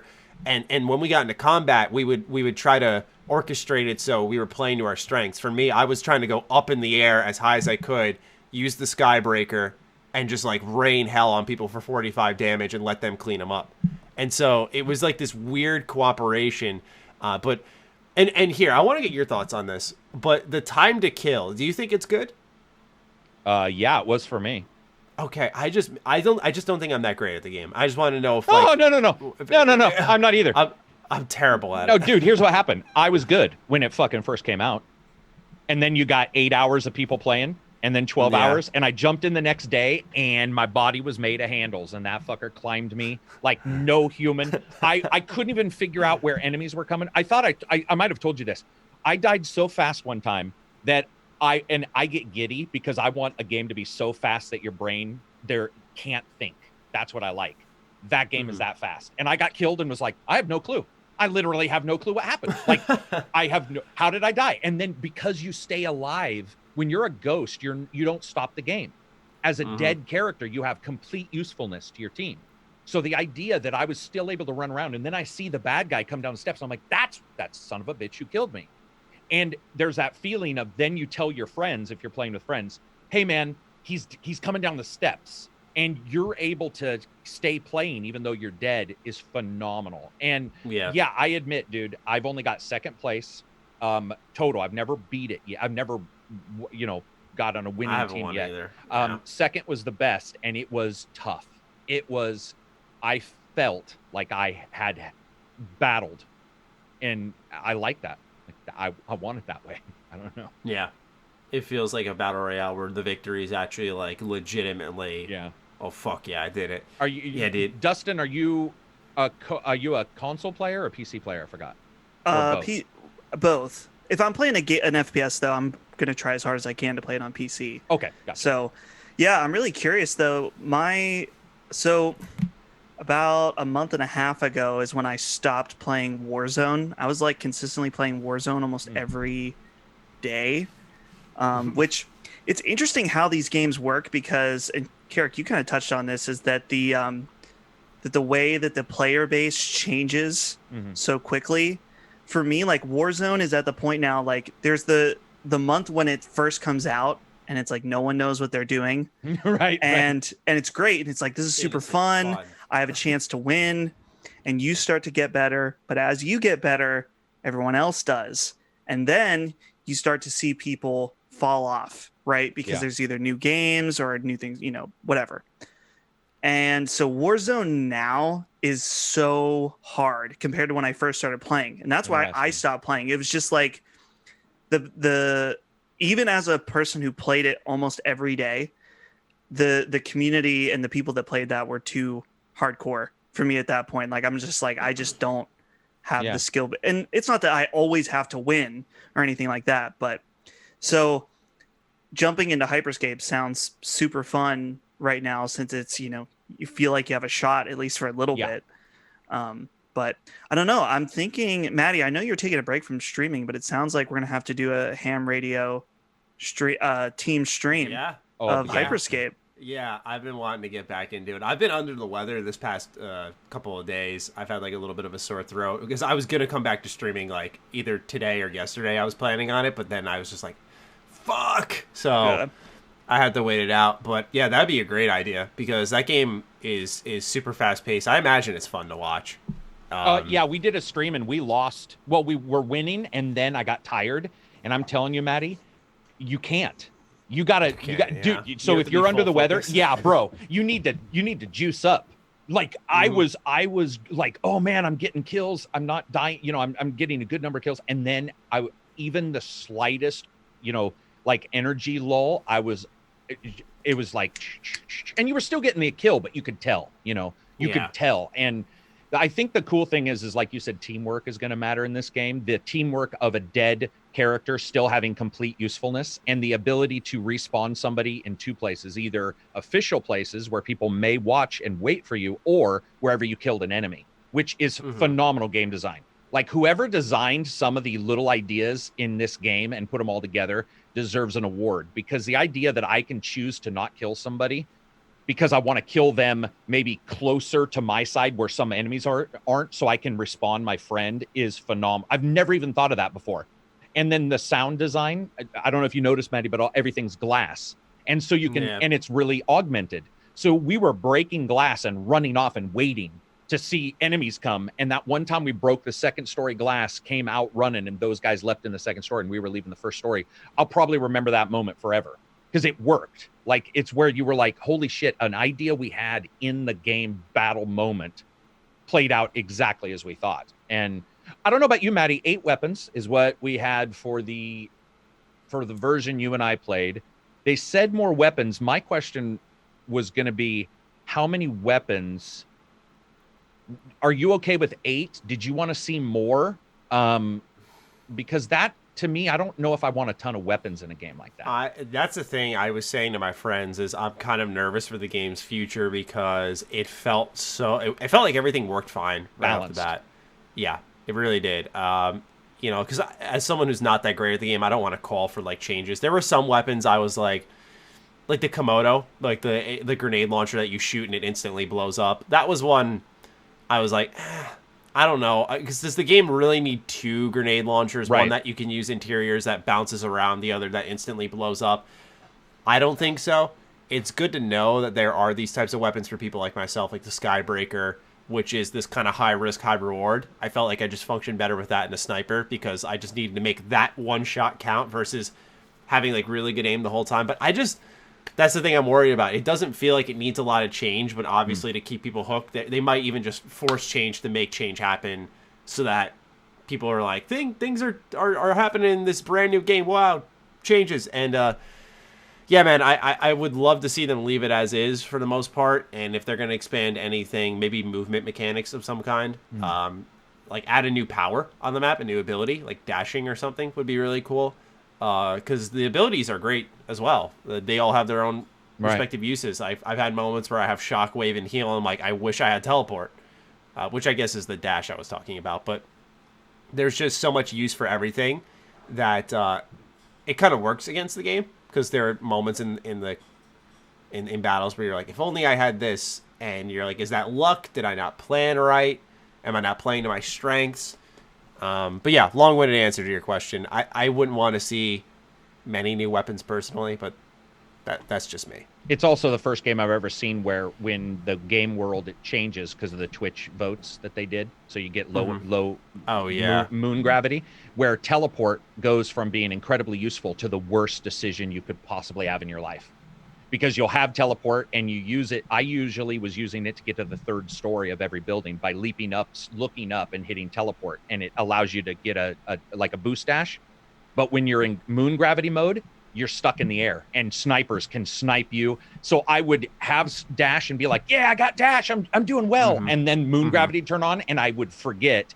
And I would leap, and in the air. Oh my God, Matty! And you feel like a sitting. I would even tell the guys, "I'm dead," by the way, and I wasn't even dead. I was like, "I'm dead for sure," because I'm just floating in the fucking moon gravity, and your character, it just arcs, and you would just start seeing bullets whizzing past your body, and be like, "God." So, I mean, it's cool. It's free, right? Like, that's the thing. And they said it was going to stay free. It'll just be customizables. I personally feel that I don't like BRs very much. This one I will continue to play, and I liked a lot, which is rare for me. I'm just not a huge BR fan. Apex, Same. like a bit. Hey, with Warframe, how many weapons are in Warframe? Is Warframe heavy weapon like numbers, Dustin? Warframe. Oh, sorry. Warzone. Warzone. I was like, I don't know anything about. I apologize. Warframe. Warzone. Yeah. Well, so they change up the loot table, like the different guns that you can find on the map, like throughout the season. But usually every season they'll change out new stuff. But the big thing with Warzone is that you can call in a loadout. So right. Okay. So, and I mean, it's very tied to your account. So you can play Warzone for free, but unlocking all the weapons for your loadout is going to be a lot harder than if you owned Modern Warfare and played the multiplayer to unlock stuff. Right. So yeah, it's very dependent on what you have unlocked and stuff like that, and what you decide. So, because virtually you can have any gun in the game in Warzone through your loadout. So Okay. Interesting. Yeah, that's one I haven't played just because I kind of like what you were saying. You know, you hopped in after a while of being off of it, and you're like, oh boy, I've never played it, so I'm like, I'm not going in there. Right. I'm just asking to get stuffed in a locker, dude. Like, yeah. like I'm just gonna get destroyed. So that's why I haven't picked that up yet. I thought I had a chance with Hyperscape, but it seems my skill is just declining in shooters. I'm not quick enough. Do you think I think you probably are, because if I was doing fine, I think you can. I think the big thing, though, is that you and I are probably accustomed to skills being used in a very sparse manner. Most games, skills are used, and that's like either a one-off or the timers were pretty quick, I noticed. Because I was dropping the wall, and the wall, by the way, I don't know who came up with the delicious, by the way, idea. I love you, whoever you are, of the wall being massive. It's like the Great Wall of China. The spell that you cast when you cast the wall, you can use it to like cross sections of the map. Entire sections of the map. Yeah, and so it's just dropping that. And admittedly, I dropped it twice in front of me and killed all of our team because I dropped it and we couldn't get through. I walled my team up before, dude. Too, yeah, but you drop the wall, and then it comes up pretty quickly. I felt it wasn't like restrictive. The cooldowns are quick. So maybe for you, it's more like finding those good skills, because I think there's some usefulness there in some of the skills that, like, you know, some ways of playing that maybe you don't see right away when you look at them. For me, I've noticed my best first-person shooter performances come when I extract like zero emotion from the play. So by this I mean I have to have like if something's hype, if something's intense, to know like, oh shit, I have to have ice in my veins the whole time. That is the only, because I used to play a lot of competitive shooters, and that's what I did. I had no emotional investment whatsoever. No reaction when something happened. The only reaction I had is if like we succeeded at the end, just like a let's go. That was it. I was just a really boring competitor. And I think my career and my ability to play shooters in a competent way have just collided. Because I'm emotive with almost everything at this point. So it's really hard for me to fight that off.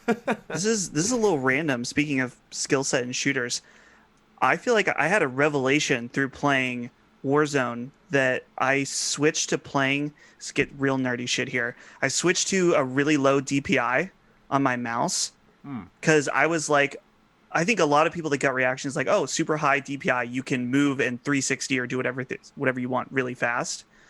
But switching to a low DPI has completely revolutionized the way I play FPS games. I feel like it's like fresh and all new. Like I can actually compete now that I've lowered it. Yeah, I don't know. I mean, in our group, everybody's low. I'm at 750, I think. Okay. Yeah, I'm at Yeah, that's 750. about where I'm like 600-ish. Yeah, so almost everybody I know who plays in our group is definitely on the low. I don't, because you're right. The high end, you think it means like you're almost thinking, oh, dots per inch. It's like Right. somehow getting more accurate, but it's actually just like it's like mouse acceleration. Mhm. So it's ridiculous. Yeah, no, you're absolutely right. Especially, I think 600 to like 900 for a lot of people seems to be good and helped me. I know when I lowered mine. When I was obsessively playing Warzone, my main mouse is one of these like Logitech. Let's see if I can hold it in the camera. Their main one, the really popular one. Yeah. Anyway, it's heavy. It is super heavy, which is something I thought I liked. And then I got one of these glorious Model D mice. Yeah. This thing fucking rules. You like it, huh? It's a huge, like, I feel weird almost saying it, but the weight of the mouse made such a huge difference too. Like, it's weird. It seems like little details, but when you're really focusing in on, playing in a competitive game like that. Are you a wrist or are you a forearm mover though? I've tried to figure that out because I think I'm kind of both. Like, that's bad, by the way. Yeah, I've realized that. It's horrible. I found that out the hard way. I had a friend who plays competitively, and he was like, "Dude, it's ridiculously harder to do it that way." Right. Yeah, because I'll do like fine. Like when I'm aiming in on someone, right, the bottom of my wrist is touching my mouse pad, and yeah, then when it's quick. I pull it up. yeah.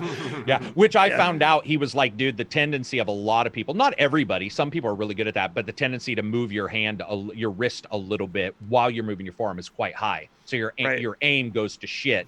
And then if you get nervous, you don't feel like your hand's shaking, but of course it is, because that's the way the human body works. And he was like, dude, just pick.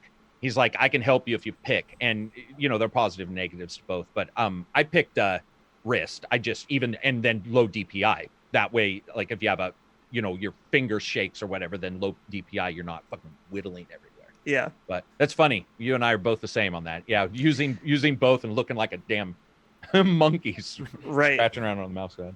Yeah. At this point, it's funny. I have both of these mice plugged in at the same time. I'm like, I've become that guy now, because when I'm working, I want the Logitech one, and when I play, I use the other one. So that's funny. Yeah. What about you, Matty? Sorry. Go ahead. No, I was gonna say I used to be a forearm guy because I used to like plop my arm here on my desk and just like back and forth. Right. But then as you guys probably noticed in some of my videos and in the podcast, I had a sleeve on my arm because I had like a pinched nerve in my forearm, and I'm still kind of like fighting it off. So I had to turn into a wrist mouse user, otherwise I could barely do any of my work. So I took my mouse and I would like bring it over to where my keyboard was, so that it was like arm level with my armrest, so my hand was just like this, and so it gives me a little area to work in. And then I'm all wrist now. And I actually like it more. It feels a lot better. It's more comfortable. It's been better for my arms in general. But yeah, like even when I was playing Hyperscape, I was doing it that way, and it didn't really impact my aim. I just had to adjust my DPI, my sensitivity a little bit to account for the fact that I had smaller movements. I already had some experience with the mouse in that position because, as Dustin mentioned, I play a decent amount of League now, so that's an easy game for just wrist movements. So you just pointing and clicking. There's also, with the one I've got 4 DPI buttons, so like I do have it set slightly higher for like or slightly lower for a zoom. So if you go into zoom, you can like tap a button as well and claw it, and then you're even lower. But I don't know about you guys. When I drink a ton of pop, which I do anyway, a ton of Monster, it's 3 a.m. and I'm playing wrist movement, I have noticed out of the blue, I will be going like, Nyeh! And my arm would just go like just a jitter, like some people shake. I don't shake. What happens is my body holds that shit, and then at some point is like, okay, bro, just kick it out. Yes. Yeah. And so I was playing, and I got footage of this. Before. I was playing with my friends, and we're playing, and my thumb would just out of the blue go, whoop, and I'm facing the wrong way in the middle of a fight. And, as you get that adrenaline spike, it's so crazy how that kind of stuff will pop up, and you won't even think about it until you go into competitive, like a BR. Because if you're an AI, I think your brain ignores that stuff. Like it ignores a long road trip when you're just cruising. Your brain will like write that over and be like, it's no big deal because it's AI. But when it's another person, you notice that shit right away. You'd be like, what am I doing? Yeah. All right. Well, Hyperscape is pretty solid, and we definitely recommend giving it a good look-see. We're sponsored by Logitech, by the way. So of course. I'm just joking. Logitech, thank you for your money, Logitech. We appreciate it. I can finally pay Karak, and I can pay Dustin too. Logitech, email me. It's in my Twitter bio. All right, last game that I wanted to talk about. I want to see what you guys think about it. Is it's a mobile game. I don't like mobile games, but I'm making a special exception here because I think, Dustin, you might dig this. Karak, okay. I will be shocked if you dig this, but if you do dig this, more the merrier, man. So there's this new phone game that came out yesterday called Tales of Crestoria. I am a fan of the Tales of series. For those who don't know, it's a JRPG series. You have like Exilia, Berseria, Zestiria. They all end in Ia, if you couldn't tell. It's been ongoing for a while. So Tales of Crestoria comes out. My friend Rob, he's pretty big into these gacha games, which I am not, right? Like, I'm a pretty big advocate against them because usually they are preying on you to like rig the system to steal your money and all that good stuff that we're familiar with. So he puts it on my map. The trailer looked really good, and I downloaded it on a whim, like phone game. I was waiting for Ghost of Tsushima to download actually, and I fired it up. So there's the main story, and there's some of the stuff that you're used to in mobile games, you know, like money quests and item quests and all that stuff. But I fire up the story, and I shit you not, Tales of Crestoria's main story is better than most I've played this year. It is fucking really good. If anyone's watched the anime Promised Neverland, it takes a lot of inspiration from that. It's really dark, and it's got a really good story so far. I don't know how else to word it, and that's kind of what's kept me hooked. I am a Tales fan, so for me, it's kind of easy to like get excited over unlocking new Tales characters. I have 2-3 friends who play a lot of phone games, and they said that the rewards are pretty generous in this type of game, like the amount they give you. Like it's not just like the front loaded hand-me-outs or handouts, not hand-me-downs. But yeah, man, it's been really good. I really enjoyed it, and I felt like I would be regretful if I did not mention it because I've been playing it a lot since I've downloaded it. There is like I put it in quotes, like the energy bar. It's called AP. It's the amount you can play, but it refills so fucking fast. It's not even funny that the game's never stopped me from playing. It's never asked me for money. It's never actually even encouraged me to spend money, which is the more shocking part. And so I really like it, man. I would recommend giving it a shot if you're interested at all in Tales. So, what's a gacha game? Explain that to me. I don't understand. Pretty much you get like tickets or a type of currency and a type of in-game currency that you could pay for, and you use it in this kind of it's like a card pack. You open up a pack of cards, but they're characters that you can use in combat. It's like and the combat in that game is like turn-based, but it's not like, I'm sure you can later on in the game auto fight if you want to, but right now, because there's a lot of targeting of enemies' weaknesses and stuff, it's actually like a legit combat system where you're like going back and forth and you're like feeding off each other's strengths and weaknesses. There's a lot of team building elements. It's like I said, it's surprisingly deep. I really didn't expect it at all. So but yeah, the gacha element is like you unlock Velvet from Berseria. I know you liked Berseria, Karak. So like you can unlock the main character from that game in a pack, so to speak. That's the gacha element. Have you played? So is this like? So I do actually like. I want to make sure we're talking about the same thing. So I play a ton of Netmarble, the company, and they do Marvel. They do a bunch of Marvel games Strike Force or whatever. Shoot, I don't. Yeah, my cell phone's being charged. It might be Strike Force. There's a couple of them. So what you're saying is the gotcha part is like, or captcha part is when do you get these? Yeah, so it's different from if you're talking about Strike Force. In Strike Force, you get shards for doing missions, and then they eventually unlock the character. Right. In this game, you can outright unlock the character by... You get these things called Gleam Stones by completing missions and participating in online battles and all that stuff. And these Gleam Stones are one of the currencies that can be used to kind of spin the roulette. And depending on how much you spend, if you spend 2,500 of these Gleam Stones, which does take some time to build up, but they give you a shit ton off the bat, But let's say you spend 2,500, you unlock 10 new characters that you can then add to your team, and you can fight with them. You can put them in their support roles, so you can get their stat buffs without having them particularly with you. It's a really cool system they have, and it's not like overhauling it, but it works really well. It's fair. It has a lot of fan service, and I'm really liking it. I gotta be honest. It sounds Dustin, good. You look so intrigued. Yeah, well, I have a weird relationship with mobile games like this because I've tried out a bunch, and I like go through like a week or two where I'm like, man, this is awesome. I'm really into it, and then I end up dropping it hard, like Dragalia Lost from Nintendo.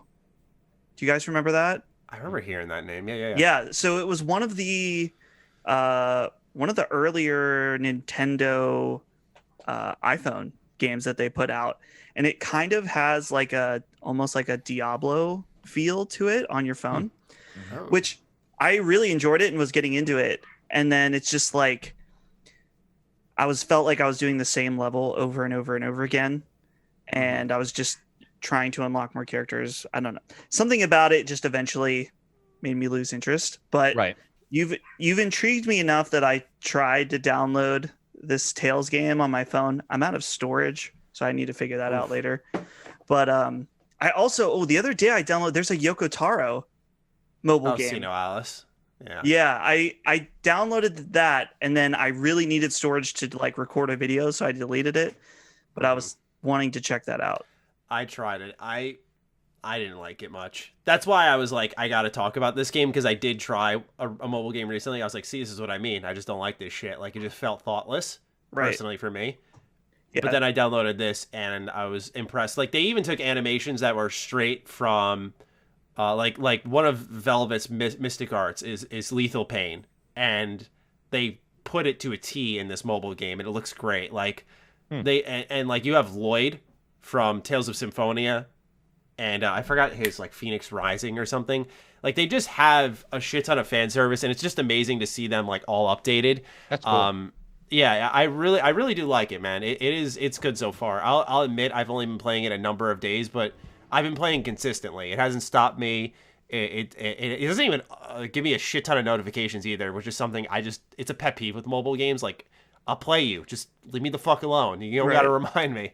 So it's a game, man. That's the best way I can describe it. It's a game. It's got mobile elements, but it's a game. I have no problem talking about mobile because I actually do play, like I said, the Netmarble and a couple others. And so these kind of things, it interests me, especially if you can get time out of it without spending anything. And then if you do want to spend, you feel like you're rewarding the devs. Like, I have no actual issues. Exactly.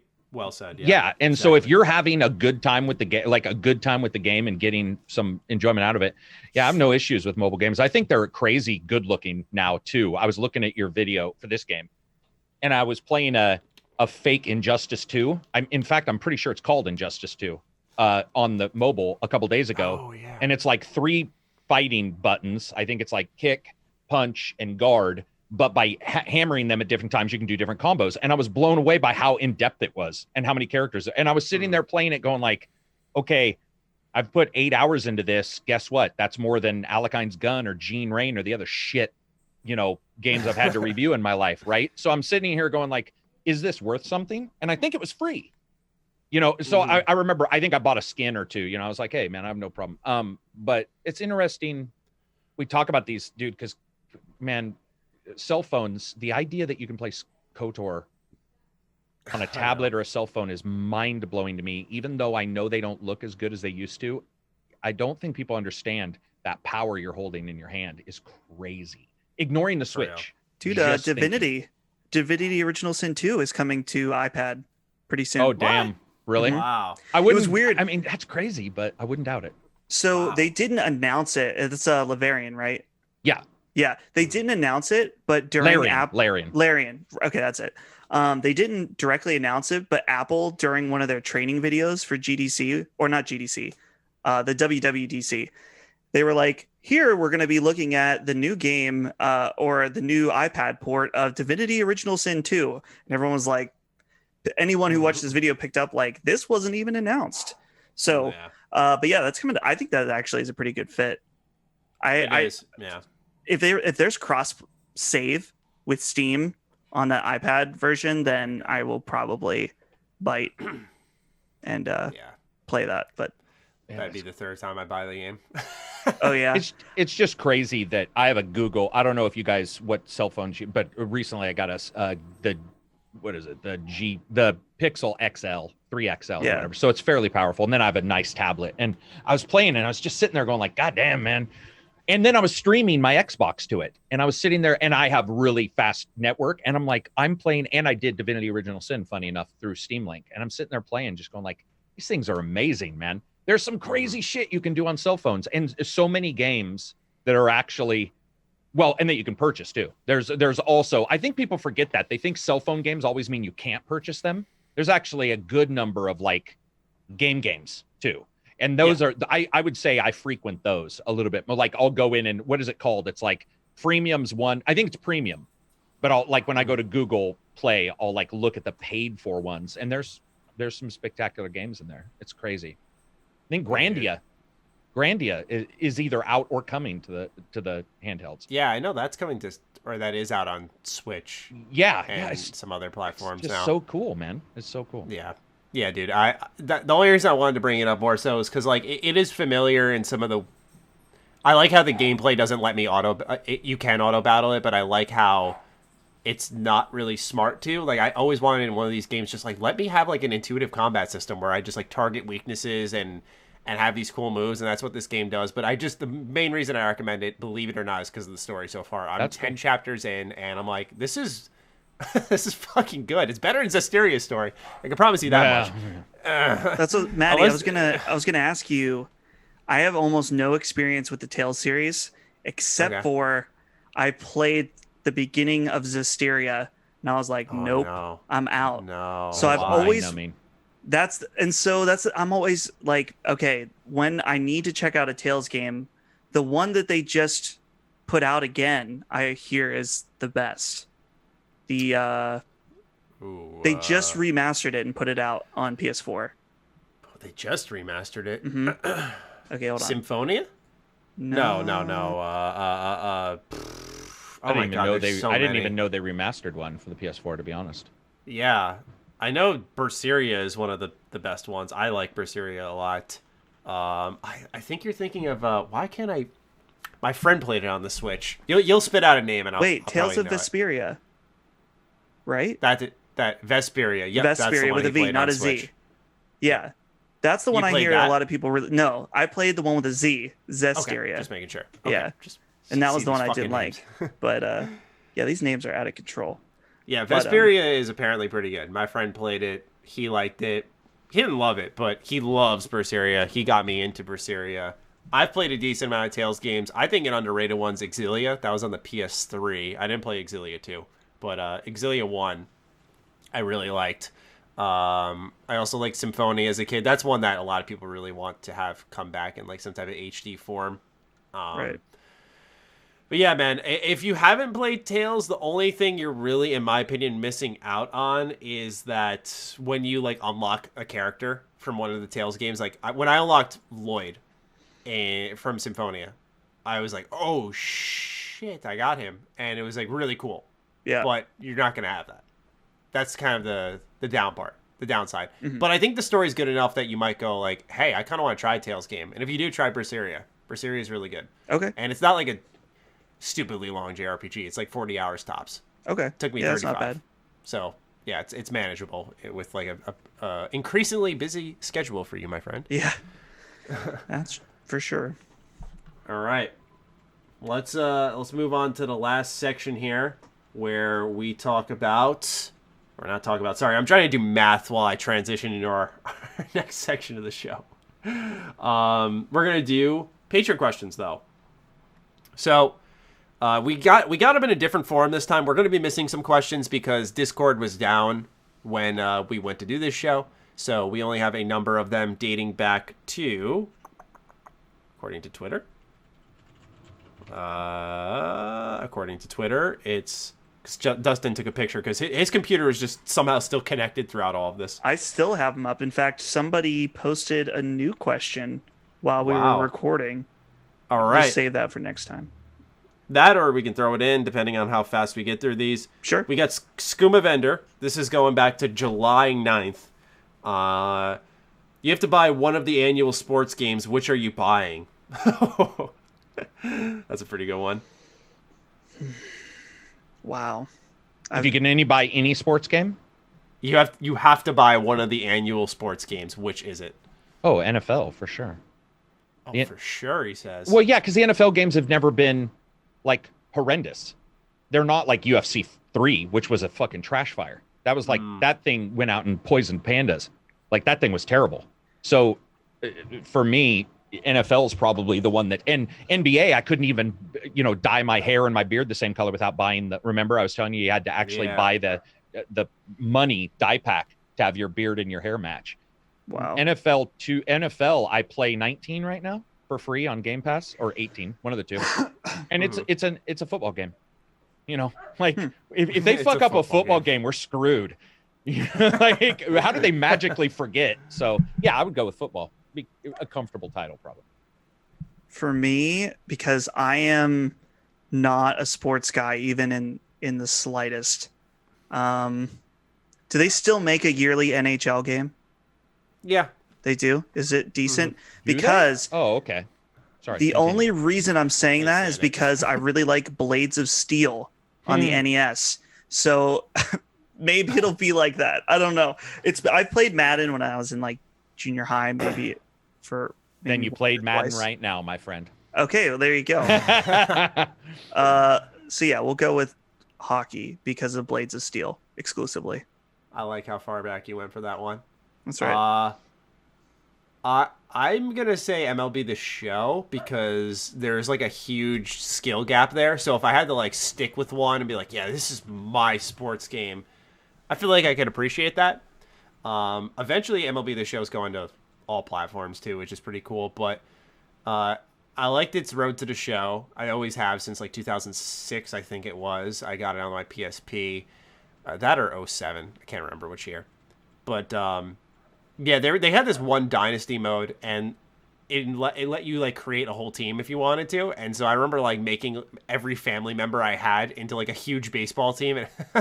So I just like the amount of customization that game had.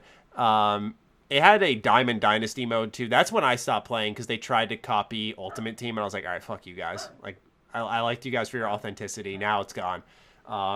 Especially when you were a PlayStation exclusive, I didn't think it was necessary. But that's the one I would pick right now. I would normally pick NHL, but that series has gone down the tubes. Dang it. Yeah, sorry, Dustin. You're stuck with the shitty one. I didn't even know what I was picking.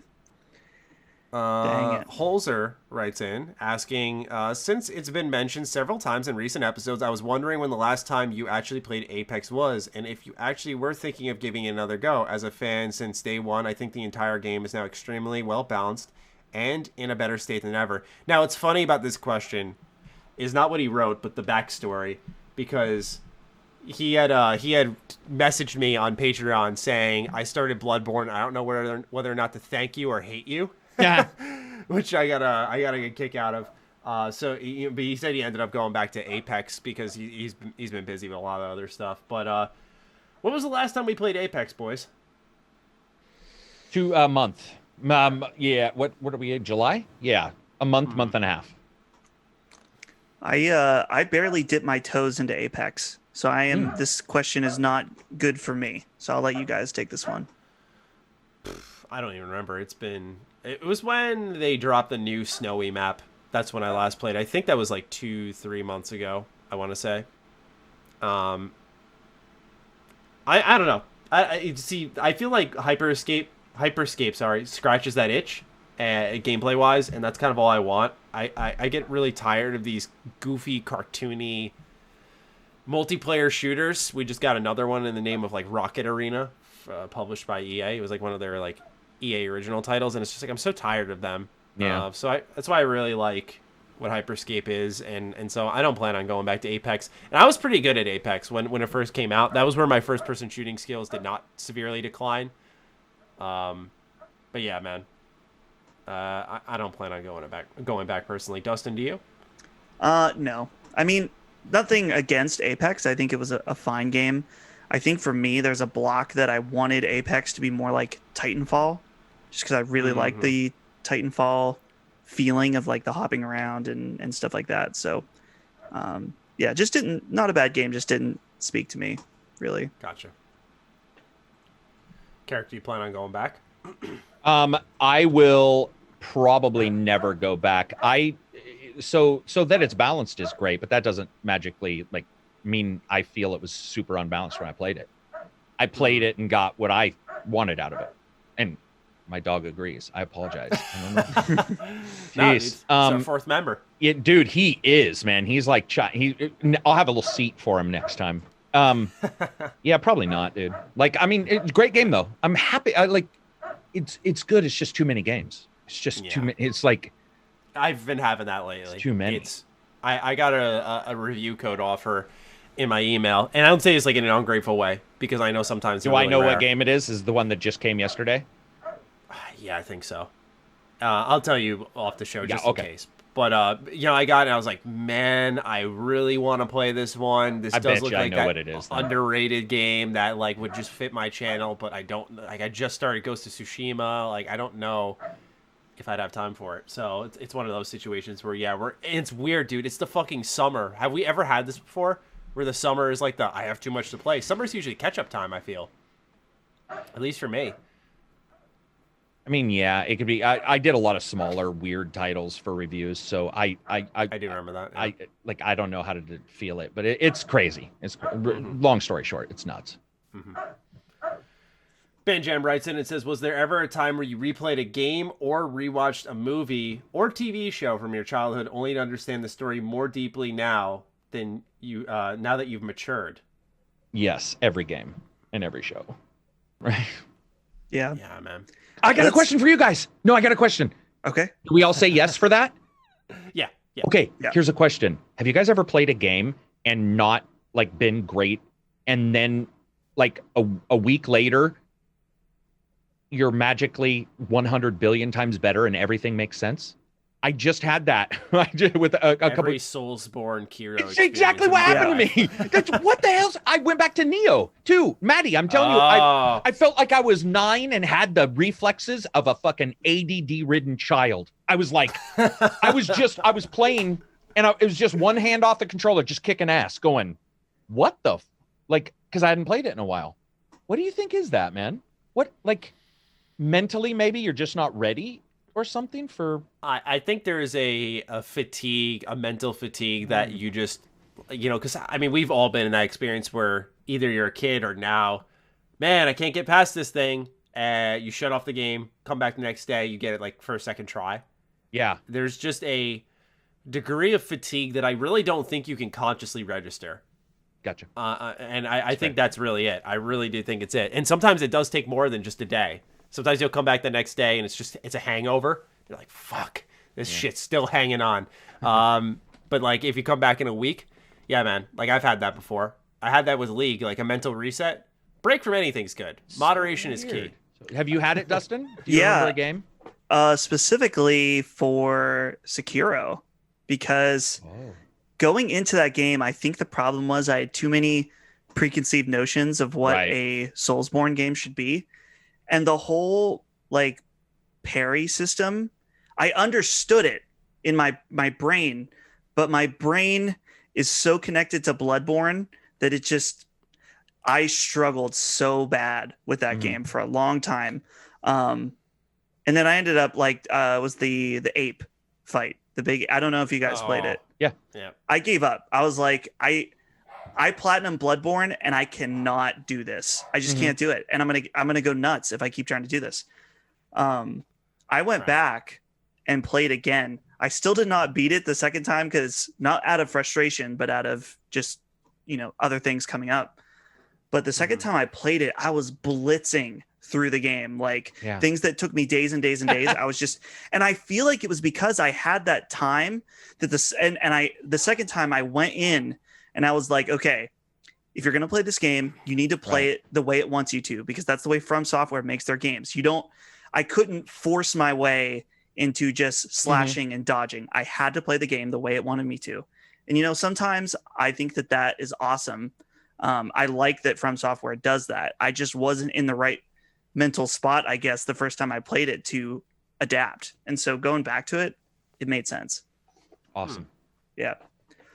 I guess we didn't answer the we did. We all said yes. I verified prior. Okay. I verified prior because I didn't want to skip this question. We're clear. We're clear. Coach Blue writes in and says, the short Discord discussion Karak and I had about the ending of Red Dead Redemption got me thinking about video game finales. What is your favorite video game ending of all time? Mine is Mass Effect 2. The mystery, anticipation, soundtrack choices, spectacle, and impact on the following game made the suicide mission damn near perfect, in my opinion. Favorite finale? This is hard, man. I feel like I like different ones for different reasons. Like Kingdom Hearts, the first Kingdom Hearts, when I was so that was like 2002, 2003. I was in second, third grade, and I feel like that was like the first like really emotional impact a game had on me. Which playing it, I just played through them before Kingdom Hearts 3, and I was like, oh man, it feels silly thinking about that now, but the moment when Sora and Kairi, their hands as they're drifting apart, was very, very emotional for little Dusty. So there's that. Give and me then 1 sec, by the way. I will just barely touch on this because it's so good that I refuse to spoil it, is the third Danganronpa game, which of course Maddie just walked away. I was going to say, yeah. But the way that they tie that entire series up, I mean, the whole series is all about plot twists and you never know what's going to happen next. And somehow they just take not only that game, but the entire series on its head. And that was one of the ones, I think, we talked on this show about how I played Danganronpa with my wife, and we had played 3 together, and it was like just the level of insanity that we both felt was unforgettable. It's one of those ones where it's like, it's so crazy you'll never forget how you felt when the revelation happens. So what about you, Karak, though? Mass Effect 1. Okay. Because I'm an old Americana fan, like America, yeah. And so when Shepard comes out, when you think he's dead, because I thought he was dead because we didn't know there was a second or third one coming. You assumed, right? But it was like I thought he was dead, and I liked my. I mean, I made a Shepard that was. I think it also has to do with I rarely make a character that I really love in a custom game. I try, but I never really like go. This guy looks exactly, you know how it is, especially BioWare games. Those fuckers can't do hair to save their lives, right? And I got a guy that I was like, fuck, I dig this dude. And I just was like, well, it makes sense, man. Like, wrap it up, have this guy either be dead or obscure death rule from like Dungeons and Dragons. And instead, I love the fact that it looks like I'm here twice. I just want to say Maddie chose a perfect background. It's freaking me the fuck out. And, dude, when I was by myself, I talk about this all the time, but that was the only time I've ever said a word in a movie. Well, in movies I have 3 times, but in games 0 times other than this, where I said, I stood up and I was like, fuck yeah. When he came. And I just I'm not that emotional when I play games. Like I get into them, but I don't like, there's no outside,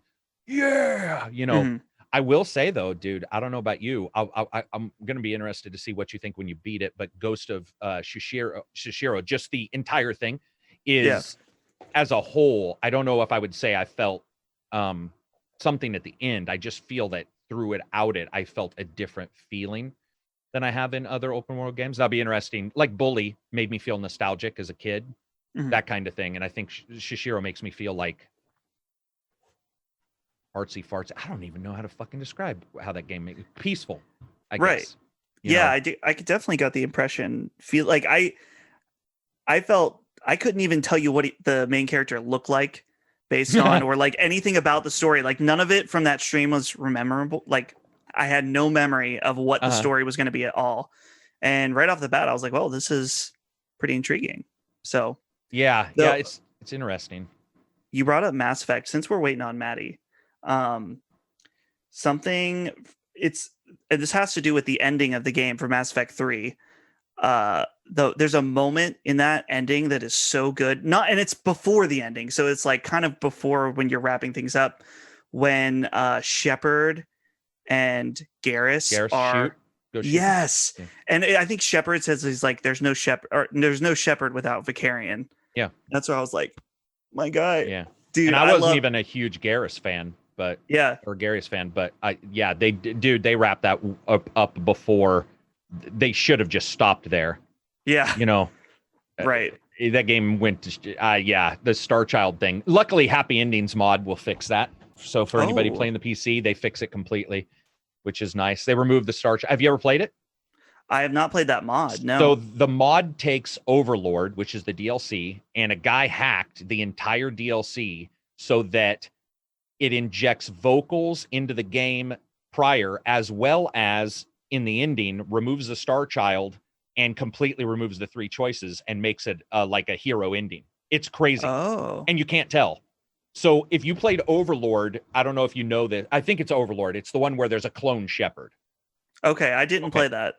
Okay, so the guy basically, and there's a big party, and he literally takes the DLC of this party and the shepherd and all the conversations and injects them into number 3. And so you play the end. It's crazy, dude. You play it and you're just like, this is the actual game I wanted, because I was so depressed, or so not depressed, but I was so disappointed with 3 that I stopped replaying 1 and 2, and I had replayed 1 22 times and beat it 22 times in a row. Whoa. I remember I did the 22nd on stream, and then I beat 2 like 5, 6 times. 3, when I beat it, stopped me from ever replaying them until that mod, and then I replayed it, and it's because it made me feel like nothing I did was mattering in 1 and 2. I felt that ending was so bad that I was like, you know. By the way, Maddie, guess what Dustin's answer was? I would love to hear it. It was Danganronpa V3. Yeah. Oh shit! Just for the amount of shit. Crazy, like a plot twist to end all plot twists. I might be there with you on that one. Yeah, I think I'm with you on that one. That is one of the craziest endings I think I've ever experienced. That, or maybe even Zero Escape Virtue's Last Reward. Oh. Like just Jesus Christ. Yes. Wow. They're just, those 2 games just like flip you on your head, but in a way that kind of makes sense. Zero Escape was more so like, I don't know what's happening now, but dude, I'm slowly grasping it. I've been chasing the high that I felt from the end of those 2 games for literally years now. Like Persona 5 gave me that. Real. Okay, yeah, I can see that. Yeah. But I'm still, something about these Japanese like visual novel type games. Sometimes they're either amazing or terrible. Right. Have you ever seen the it got announced a while back. It's a like Digimon visual novel RPG. Continue. I'll be right back. And it looks so good. It's like very dark, mysterious. Like I think you're trapped in a school or something. Mm-hmm. And it looks great, man. And it's definitely inspired by the likes of Danganronpa. Okay. Sure. Yeah. I'm not even a Digimon fan. Not to cut you off, but just so you know, like it's crazy. I love Digimon growing up. I'm totally disconnected to it now, but I'm always down for a quick nostalgia hit. But I never finished. There was that third Zero Escape game, Zero Time Dilemma. I started it. Don't do it. And I was so disgusted by the visuals that I could not play it. And the animation was like so robotic. I was like, wow. Try playing that on a Vita. Dude, I was playing it on the Vita TV. It was horrible. Yeah. It looks so bad on my TV. I'm like, I'm like, well, maybe the PS4 version will be better. And I ended up not picking it up, but you'd think. I'm guessing it's not. You can't fix those animations and the character models. I was like, they should have just stuck with what they did for the second game. But yeah, they fucked that game up so much. They're like, it's the end of the trilogy, and then they come out and announce that it's a cliffhanger. It's like, what? Really? I didn't know that. That makes me want to play it less. Cliffhanger. Yeah, ends on a cliffhanger. It's so disappointing. And you kind of know they're done with it now because the guy who like headed up Zero Escape went and made Eye of the Somnium Files. So you're like, all right, guess that's done with, and it ends on a cliffhanger. Right. It's a shame. All right. Next question comes in from Ivory State. Has a video game ever made you want to do something in real life? And if so, did you ever do it? For me, golf. I brought up Everybody's Golf last time that I was on the show. Yeah. And when it came out, I got interested in golf. So me and my buddy Ben went just to the driving range. Wow, it is so much harder to just hit a golf ball than I had thought. There is actually this is an old video, so I can't promise its quality. There's a video on the Handsome Phantom YouTube channel where I was experimenting with a series of like doing video game stuff in real life. And one of them is about us going to the golf range and because of Everybody's Golf. And was embarrassingly bad. I'm so bad. Though what's funny is now I'm having this resurgence of Everybody's Golf. And I'm pretty sure I bought a code. This is weird. You buy a paper code from Amazon, like it's legit, for $10 for Everybody's Golf VR. It's waiting for me. So I'm checking that out tonight. I'm really excited. Anyway, so yeah, golfing. I'm real bad. But yes, it was the game inspired me to try it. See, that's a really good answer. I was going to say, like, Persona kind of motivated me just to make something cool or try to do something cool because it, like, moved me in a way. But that's more like I did this because of this. I'm trying to think if I've had that because I think that's more so what's being asked. Karak, have you ever had that? I gotta think on this a little bit. Oh, your mic's muted.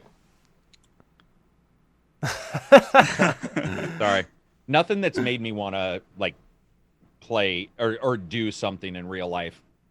In fact, it's usually the opposite, where I'll do something and be like, "Oh, I wonder if there's a game about this." Or, I have a cheesy answer. I mean, playing a lot of Tony Hawk games and playing Skate especially. Hell yeah, dude! Skate fueled my addiction of real life skateboarding. That's all I did for. Shit, I thought you meant years. You were gonna pick it up again. Oh, dude, I was like, yeah, well, I hope we don't have to do a podcast with you and those wing crutches when you break both your arms. Yeah. Dude, Karak, listen to this. All I watch is bad fucking wrecks at 3 a.m. on YouTube.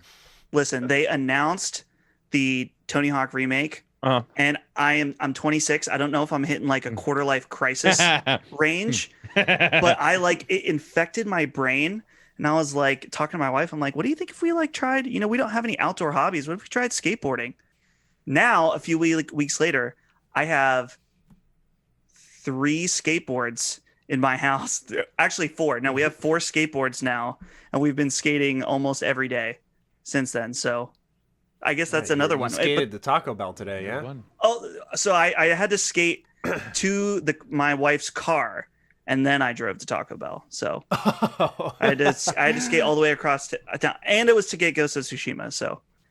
I thought you skated everywhere. I don't know why I didn't put that together because in the third image you can literally see the car. It would be really impressive if I skated all the way to the Taco Bell in my town. So yeah, that's the thing though. I used to do that when we skated.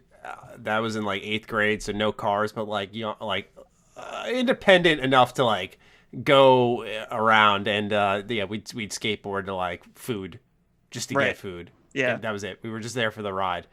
So that's funny you mentioned that. James N writes in and says, if I had to choose it... This was before the initial question. We get this one a lot. We're going to request that James, you are the last one. You are the last one, and we're doing this because Dustin is here.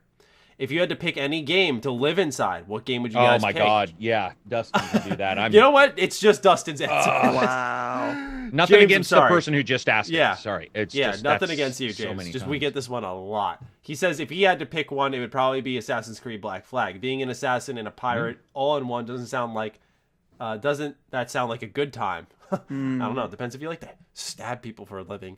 Dustin, where would you live in a game world? You are officially the final straw. Oh, this is difficult. I feel like I have a gut reaction answer, and I have no idea why I thought of this. It's not probably would be my final answer if I had time to think about it. But I always thought the world of Mega Man Legends was really cool. Like the different, the hunters, and there's like an ancient civilization that people mine their, the different technology and stuff. I always thought that world was so cool. And I was so disappointed when they canceled Mega Man Legends 3. So, you know what? Fuck it. We're going to say the world of Mega Man Legends and the flying ships and the cool ancient technology. Why not? Into that. We'll keep it simple. See, that's what I love about Mega Man. Mega Man might have some of the best spin-offs in gaming that no one talks about. They have X-Command Mission. They have Battle Network. I've never looked much into Legends. Dude, like, they don't hold up at all, but I like them. You know what I mean? I have like such a nostalgic connection to those first two games. I tried to play the first one again a few years ago, and I was like, yikes, this needs some help. No. But yeah. So Horse and Fire writes in saying, I know you said you heard nothing about building an Assassin's Creed, but I'd like to know more as soon as possible. Well, we will keep you updated on that with the settlement mode. Yeah, I was surprised they didn't show as much on that. Seems like a pretty significant part. Right. Next Legend writes in. This question could go to both of you guys. This was prior to the Dustin announcement, so it's targeting Karak and I, but of course, Dustin, you're more than included. Sure. I've heard from both of you that you wish BioWare would fix the ending of Mass Effect 3, and for me, I would want that, but almost a retcon version that allows Shepard to live and get a sort of Uncharted for send-off style. What are you guys' thoughts on this, and what's the likelihood of it happening? This is so ironic. It is ironic. You were gone. We talked about all this, Matty. Really? Yeah. Oh man. We talked about the Happy Endings mod I've told you about. It's weird. That's the weirdest timing in the world. But we legitimately talked about all this. I don't think it'll happen though, officially. No. I don't think it will either. Yeah. Well, to make it quick, I don't think they'll ever change it. Just let it be at this point. Right. Unless they eventually someday they'll probably remake the trilogy or something. I don't know. Who knows? But let it be at this point. There's no point in opening that old wound. I think because of how bad Andromeda did, it's too much money to put into a series that they probably internally feel uncertain about. I know externally, I'm like, that shit's going to sell. And especially if you go like, they're changing stuff. But I feel like the fear is, the excitement is, oh, let's change it. The fear is, what if we make something worse? Exactly. And there were people who liked it. And because I disliked it, doesn't mean I want them to change it. A modder changed it for me. I'm just as happy. They made something that I didn't love, such as life. That's going to happen every fucking day. Yeah, everyone, you can default to my boss's notorious video about the ending of Mass Effect 3. Have you guys seen Colin's video? Oh, Colin, like where he's like walking on the streets. Yeah. That's absolute. I think that video is so funny. And I think about the how people react. I get it, but I also still think it's really funny. I love that video just because you can tell he thought on it a lot too.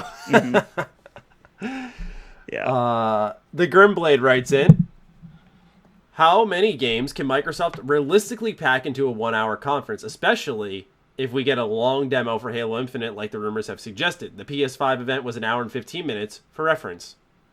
Well, thank you for that, because that definitely does help put things into perspective. Yeah, so we got a good gauge of how long this is. Aaron Greenberg, I believe his name is, did say publicly that this is just going to be games. It's not going to be hardware or anything like that. So this is just going to be, as the title does accurately suggest this time, my Xbox Games Showcase. So with that in mind, gentlemen, how much do you expect for this bad boy here? I don't know. They're mentioning about a long demo for Halo Infinite. I kind of think that won't be the case, mainly because I wouldn't be surprised if we see a Halo exclusive stream at some point between now and then. And that's something, I don't know, maybe that's kind of a Nintendo thing to like announce a game during a stream. And then, well, I guess, and Sony's been doing that too with Last of Us and Ghost of Tsushima both got their own exclusive streams. So I would not expect a long Halo demo personally, but who knows? That's just speculation.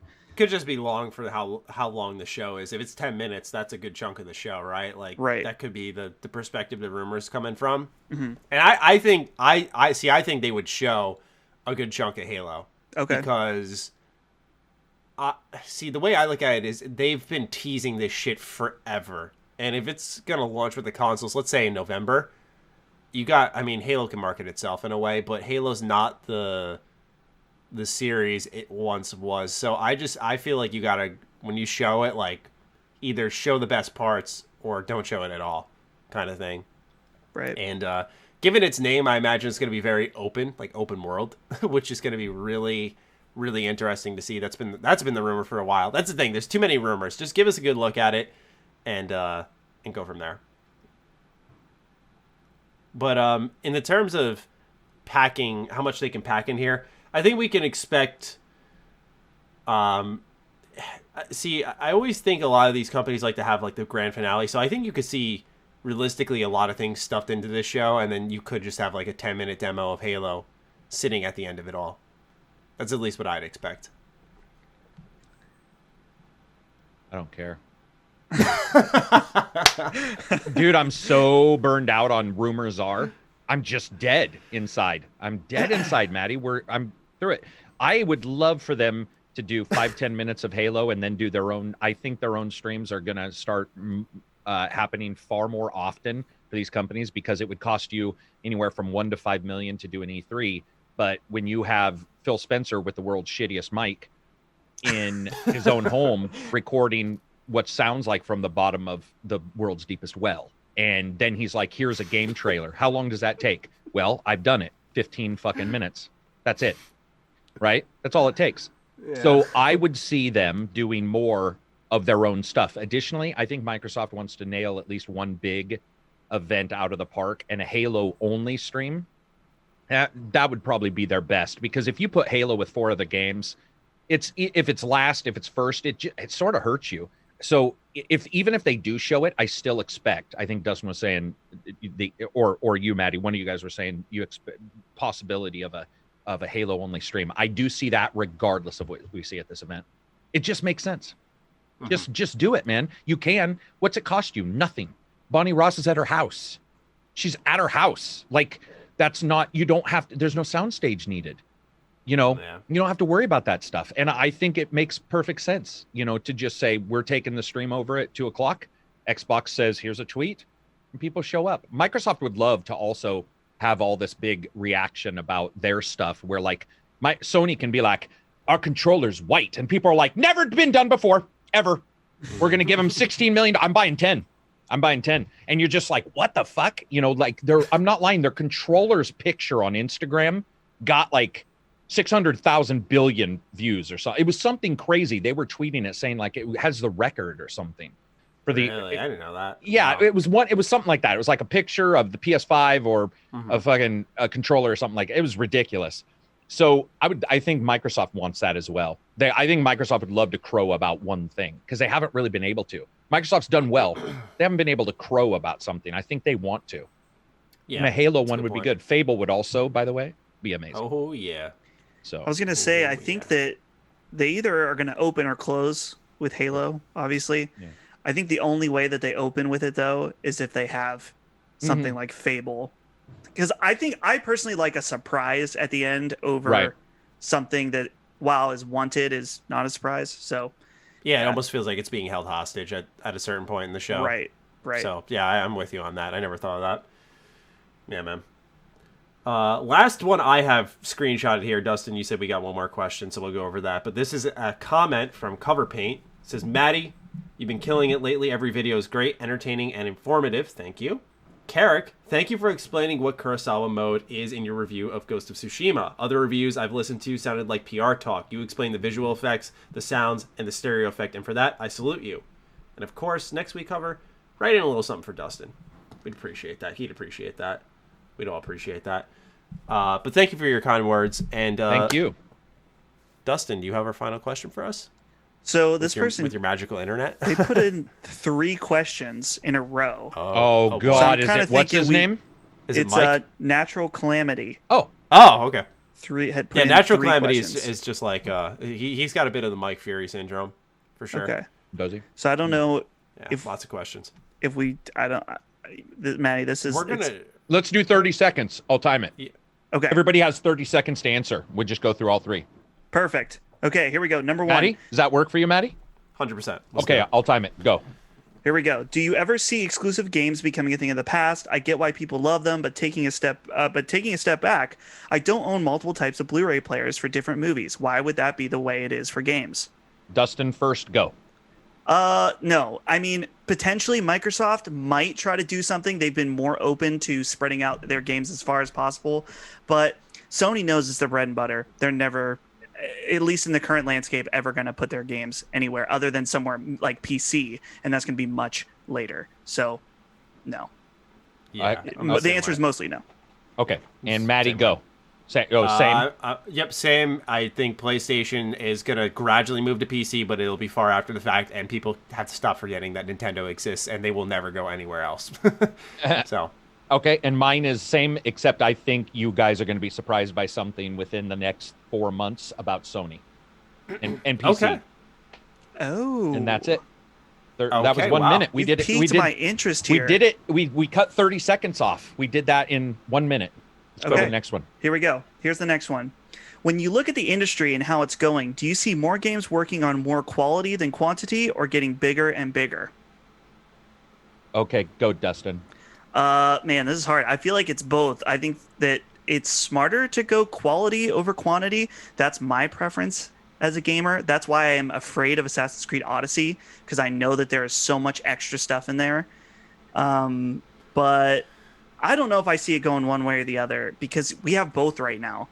So I think it will, I don't know. The new Assassin's Creed is supposed to be more truncated, so we'll see if that works out for them as far as being quality over quantity. Excellent. 30 seconds exactly. Go ahead, Matty. I'm going to go ahead and say that it depends on the developer. If it's like Ubisoft, they're going to do more content. If it's someone like Rockstar or whatever, I think you're going to see like a blending of the two, more so focus on quality. So I really think it depends on who you're looking at.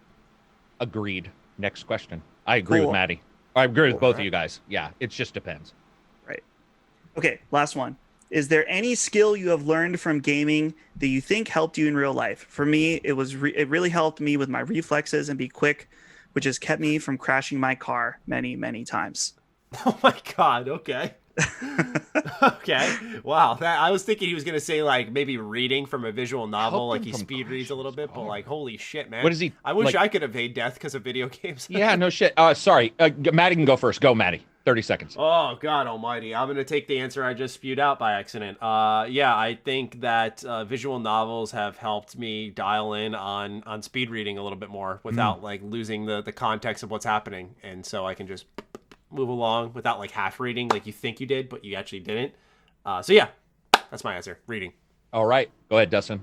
I don't know if this is the most essential, but I'm going to say Tetris, because it's on so many levels. It's about the visual, the spacing, the intellectual level, I guess we could say, or the thinking skills. It's just the more you play it, I feel like it can help you become the ultimate person that you want to be, because Tetris is awesome. I thought you were going somewhere with that for a second. Wow, okay. That was weird. I stand by it. And I would say reading comprehension. Yeah, I'm sure. That to me, reading I'm sure I've learned reading comprehension from thinking on another level. Yeah, definitely. Man, we got all those done well within the time limit. We need to do like a speed for whenever we get a bunch of questions. We need to do those. Just time them out. That was fun. I feel like I had to be real precise. Mm-hmm. Well, you were that one time. You were literally exactly 30 seconds. Right. Because I'm already eating lunch. I'm just like, fuck it. We're so far past the normal amount of time. Oh my God, I know. Damn it! I wanted to try to talk about. I wanted to see if Karak, if you'd played. I guess we could do this a 30-second, and then this is just something I was really wanted to ask you about. Did you play Death Stranding on PC at all? For about 15 minutes. 15 minutes tops. Yeah, I played it for about an hour, and I just thought it was a really good port. But we're at the end of the show, so I don't want to go overboard. But I can speak for other people. Everybody in my Discord, except for one person, has had unbelievably good performance from that game. Nice. To the point to where people are excited for Horizon Zero Dawn. Dude, I really hope the DLSS support from NVIDIA, it was kind of shaky, especially with Control, but it's gotten to the point with Death Stranding that is crazy. The level of performance and Death Stranding uses 2.0. Right. Yeah, the 2.0. Yeah, because Control got the patch. Did you see that? I didn't. I think I read that it got the patch, but I didn't check it out. If you guys want to see a video that is going to break your brain and how things work, check out the video where they run Control at 540p with DLSS and compare it to 4K. And watch your brain explode. Because it does not, it literally does not make sense. When you watch it, you're just like, how is that humanly possible? It is amazing tech. And Microsoft has it, their own, ML ML Direct something, and then Sony, we haven't heard anything, but most companies are working on something to that effect. Right. But DLSS is way ahead. It's crazy. It's crazy, dude. It's amazing, and all kudos to them. If you get an AMD graphics card, you got to really think that shit through right now, because DLSS is now generic too. They really used to have to send their rasters of their games to NVIDIA, and NVIDIA would then train their AI. Now they can do it remotely, and it's actually generic, so they'll be able in the future. Now they're saying be able to basically do it on any game without needing to do all this crazy shit. Cool. Interesting.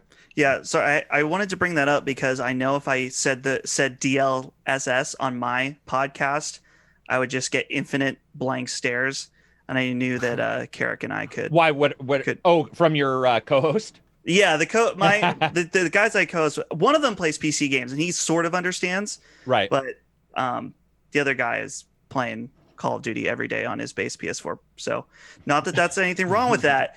Sup, bro? I'm giving you a fist bump wherever you are.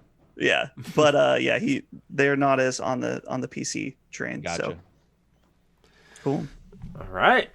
Well, Dustin, I hope you enjoyed your first official third member episode on the H.A.M Radio Podcast. Ladies and gentlemen, we hope you enjoyed. If the timestamps are slightly off, I do apologize. I tried my best to math in the middle of all this, and I think I got it on, but I think some of my speaking skills suffered from that. So hopefully the internet stays up next time, so we don't have to worry about that. But we appreciate you tuning in this far. If you have, we're going to use the hashtag new member. Be sure to tag all three of us here on Twitter, not here on Twitter, but over on Twitter. And we'll know that you got to the end of the episode. We're looking forward to hearing from you guys.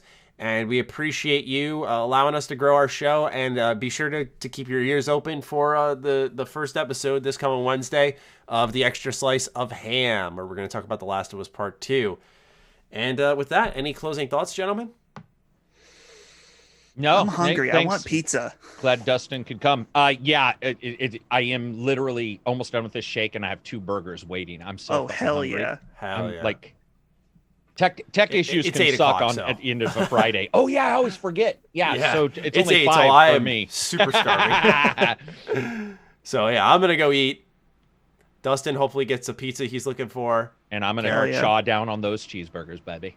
Go for it. I have not had Five Guys in forever, so enjoy that, my friend. I will. And we will talk to you guys in the next episode after the Xbox Game Showcase. All right, peace out. Peace out. See ya.